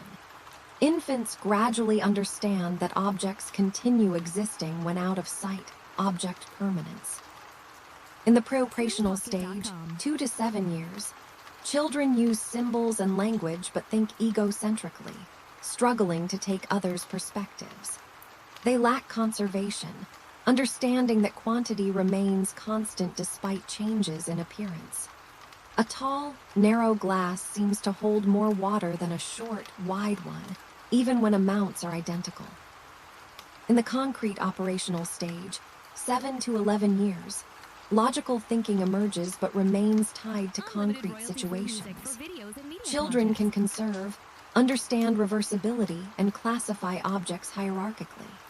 In the formal operational stage, adolescence onward, abstract reasoning becomes possible. Teenagers can think hypothetically, consider multiple perspectives, and grapple with abstract concepts like justice and morality. Piaget's stages describe general patterns but underestimate children's capacities. With simplified tasks, even preschoolers show understanding of conservation and perspective-taking. Development is more continuous and domain-specific than Piaget believed. Still, his core insight, that children think qualitatively differently than adults, remains valid. Language development is remarkably rapid. By age 1, infants typically produce their first words. By 2, they combine words into simple sentences. By age 5, they've mastered most grammatical structures. This rapid acquisition occurs with minimal explicit instruction, suggesting innate language capacity. Noam Chomsky proposed that humans possess a language acquisition device, an innate grammar that guides learning. But language learning also requires social interaction. Children need exposure to language, and the quantity and quality of linguistic input predict vocabulary growth and language skills. Conversational turns, back-and-forth exchanges, matter more than just hearing language. This is why screen time doesn't build language like human interaction does. Theory of mind, understanding that others have thoughts, beliefs, and desires different from your own, develops around age 4. Children can pass false belief tasks, recognizing that someone else might believe something they know is false. This cognitive milestone enables complex social interaction, empathy, and deception. Adolescence brings dramatic changes. Puberty transforms the body, driven by hormonal cascades that trigger sexual maturation. But adolescent brain development is equally profound. The prefrontal cortex, responsible for planning, impulse control, and considering consequences, doesn't fully mature until the mid-20s. Meanwhile, limbic regions involved in emotion and reward-seeking mature earlier. This creates an imbalance. Adolescents experience strong emotions and reward-seeking drives without fully developed regulation and judgment. This explains increased risk-taking, emotional volatility, and susceptibility to peer influence during adolescence. These characteristics, though sometimes problematic, may have evolved to promote exploration and independence necessary for leaving the family. Identity formation is a central task of adolescence. Erik Erikson proposed that adolescents must establish a coherent identity, understanding who they are and what they value, or risk identity confusion. This involves exploration, trying different roles, beliefs, and relationships, and commitment, settling on values and goals. Identity achievement requires balancing these processes. Early adulthood focuses on intimacy and establishing career. Finding a life partner and building close friendships satisfy the need for connection, while launching a career provides identity and purpose. These tasks are interconnected. Success in relationships and work mutually reinforce each other, while problems in one domain often spill into the other. Middle adulthood involves generativity, contributing to the next generation through parenting, mentoring, or creative work. This stage emphasizes productivity and giving back. People reassess their lives, sometimes experiencing midlife crisis, questioning choices and meaning, though this is less universal than stereotypes suggest. Older adulthood brings both losses and gains. Physical decline is inevitable. Strength, speed, sensory acuity decrease. Fluid intelligence declines. But crystallized intelligence, knowledge, and wisdom can continue developing. Older adults often report greater emotional well-being and life satisfaction than younger adults, despite physical limitations. Socio-emotional selectivity theory explains this paradox. As time horizons shrink, priorities shift from future-oriented goals like achievement toward emotionally meaningful goals like relationships. Older adults become more selective in social relationships, prioritizing close connections over casual acquaintances. This selectivity enhances satisfaction. Aging also brings perspective. Older adults are better at emotion regulation, less reactive to negative events, and more accepting of life's ups and downs. They show positivity bias in attention and memory, focusing on positive information more than younger adults. This isn't denial but wisdom, recognizing what matters and letting go of what doesn't. Late life also involves confronting mortality. Erickson proposed that the final developmental task is achieving integrity, accepting your life as meaningful despite mistakes and regrets, or facing despair. Those who achieve integrity can face death with equanimity, feeling their life had purpose and value. Development doesn't stop at any stage. You continue changing throughout life, adapting to new circumstances, learning from experience, deepening understanding. Some changes are universal, driven by biology and shared life transitions. Others reflect individual choices, relationships, and historical contexts. The life course perspective emphasizes that development is multidirectional, involving both gains and losses, and influenced by multiple interconnected levels: biological maturation, psychological processes, and social contexts. Your development reflects the ongoing interaction between your changing self and your changing world. As you lie here, consider your own journey.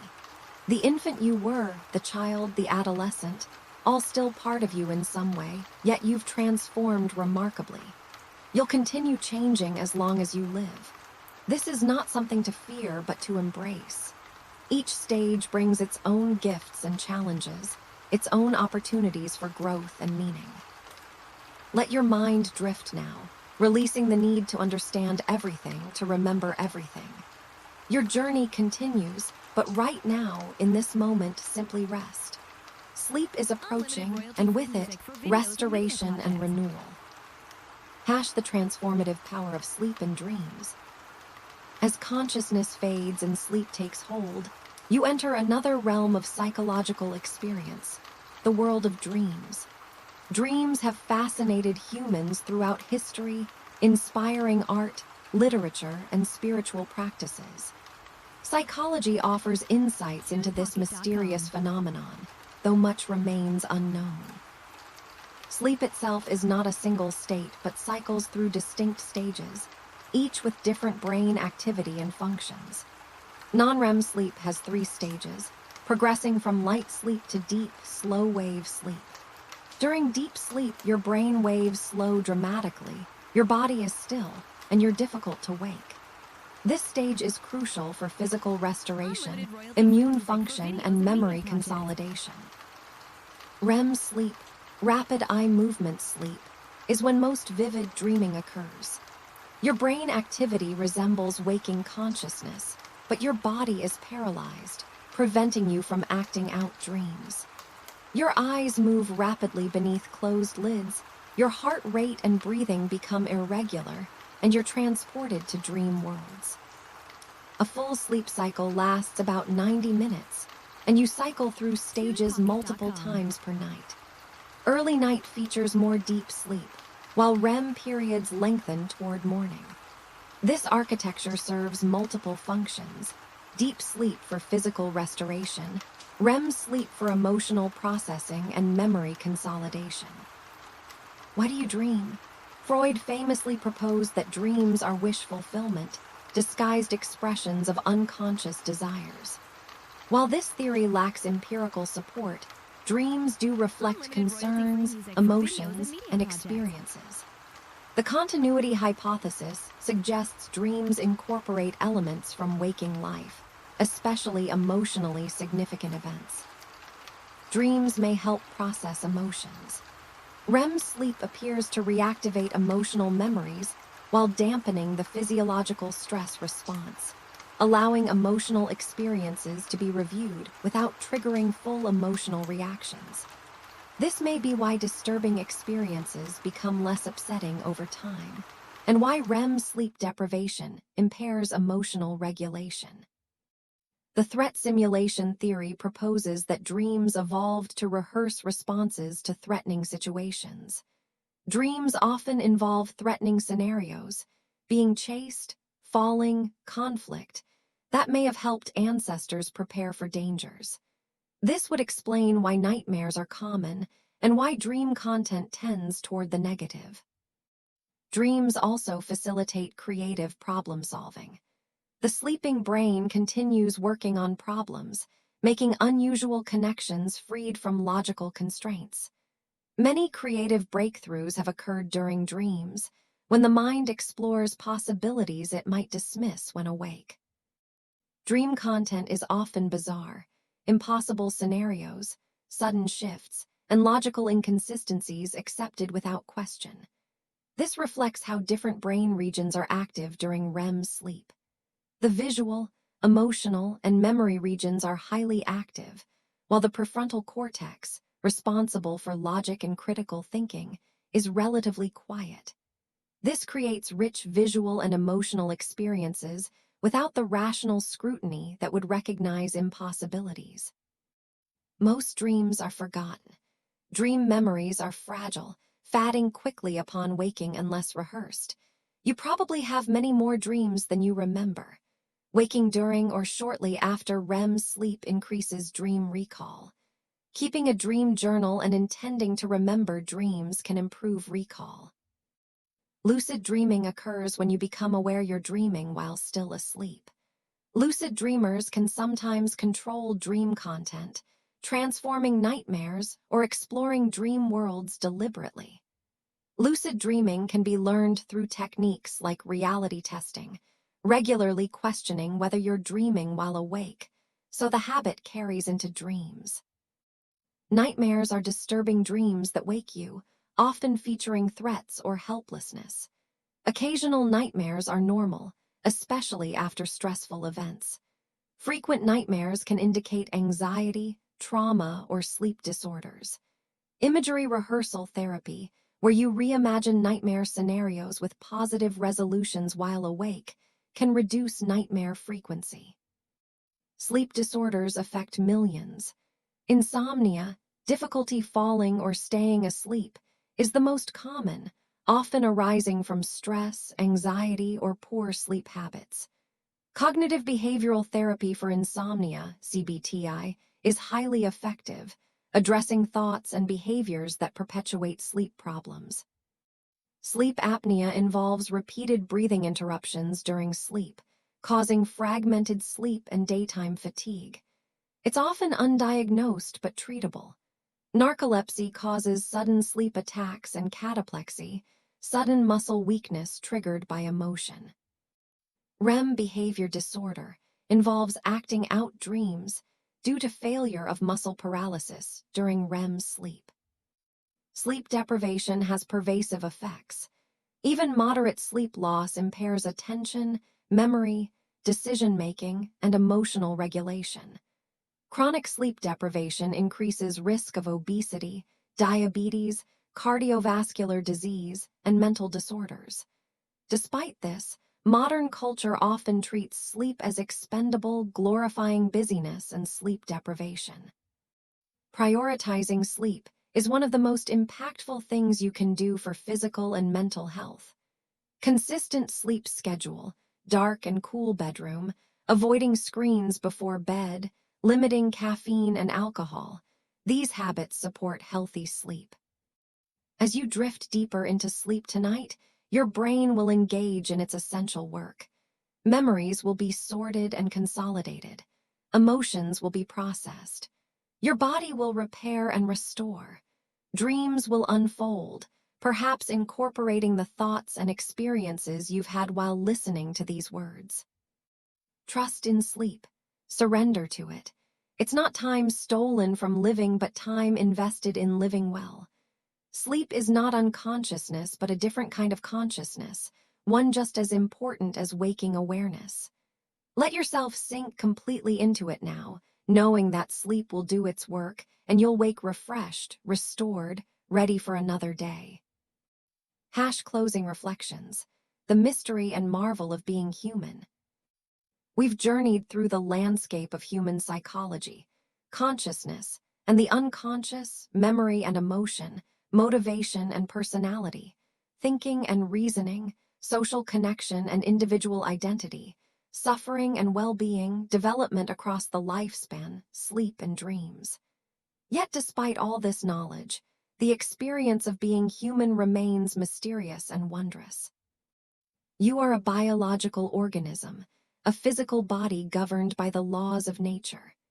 Your every thought and feeling arises from electrochemical processes in your brain. And yet, you are also a conscious being with subjective experience, a self that persists through time, a person with values and goals and relationships that matter. You are shaped by forces beyond your control, genetics, early experiences, culture, random events, yet you also have agency, making choices that define who you become. You are an individual, unique in all the world, yet fundamentally similar to billions of other humans, sharing the same basic psychological makeup.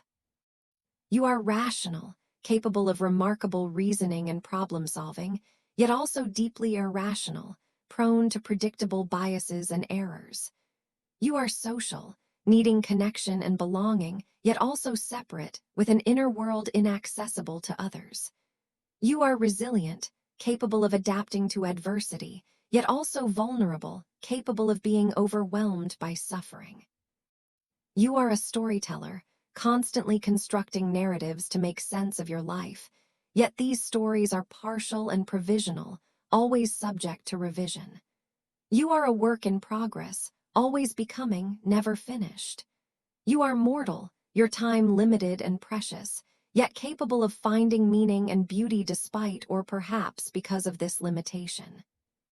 Psychology reveals patterns and principles, but it cannot capture the fullness of any individual life.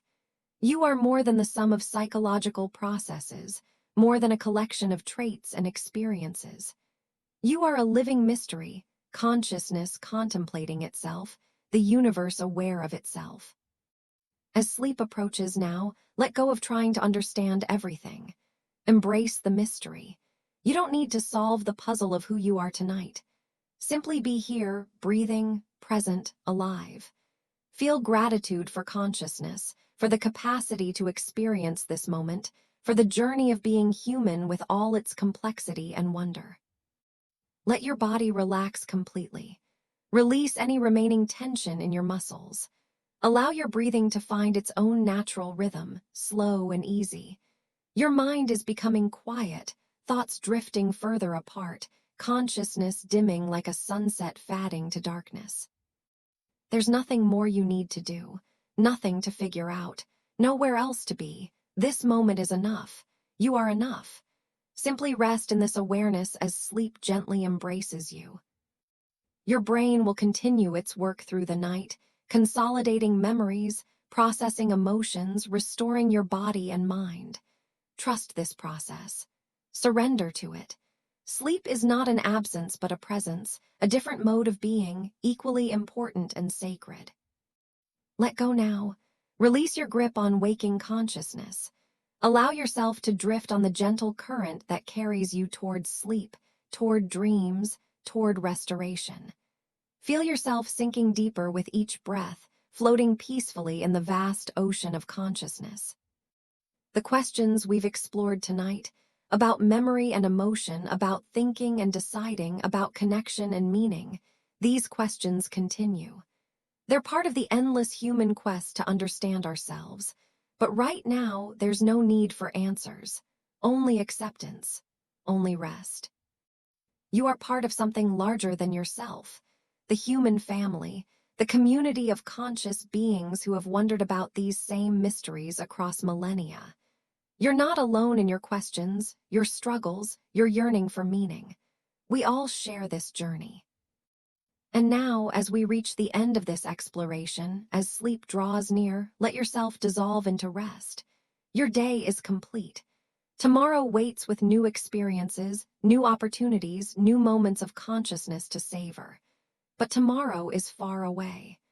Right now, there is only this, the gentle descent into sleep, the peaceful surrender to rest. May you sleep deeply and dream peacefully. May you wake refreshed and renewed. May you carry forward with compassion for yourself and others, with curiosity about this remarkable experience of being human, with gratitude for the gift of consciousness. And now, dear listener, it's time. Let the last threads of waking awareness dissolve, sink completely into sleep, rest well. Thank you for spending this time with all your sleep channels. May you rest peacefully tonight and every night. Until we meet again, sleep well.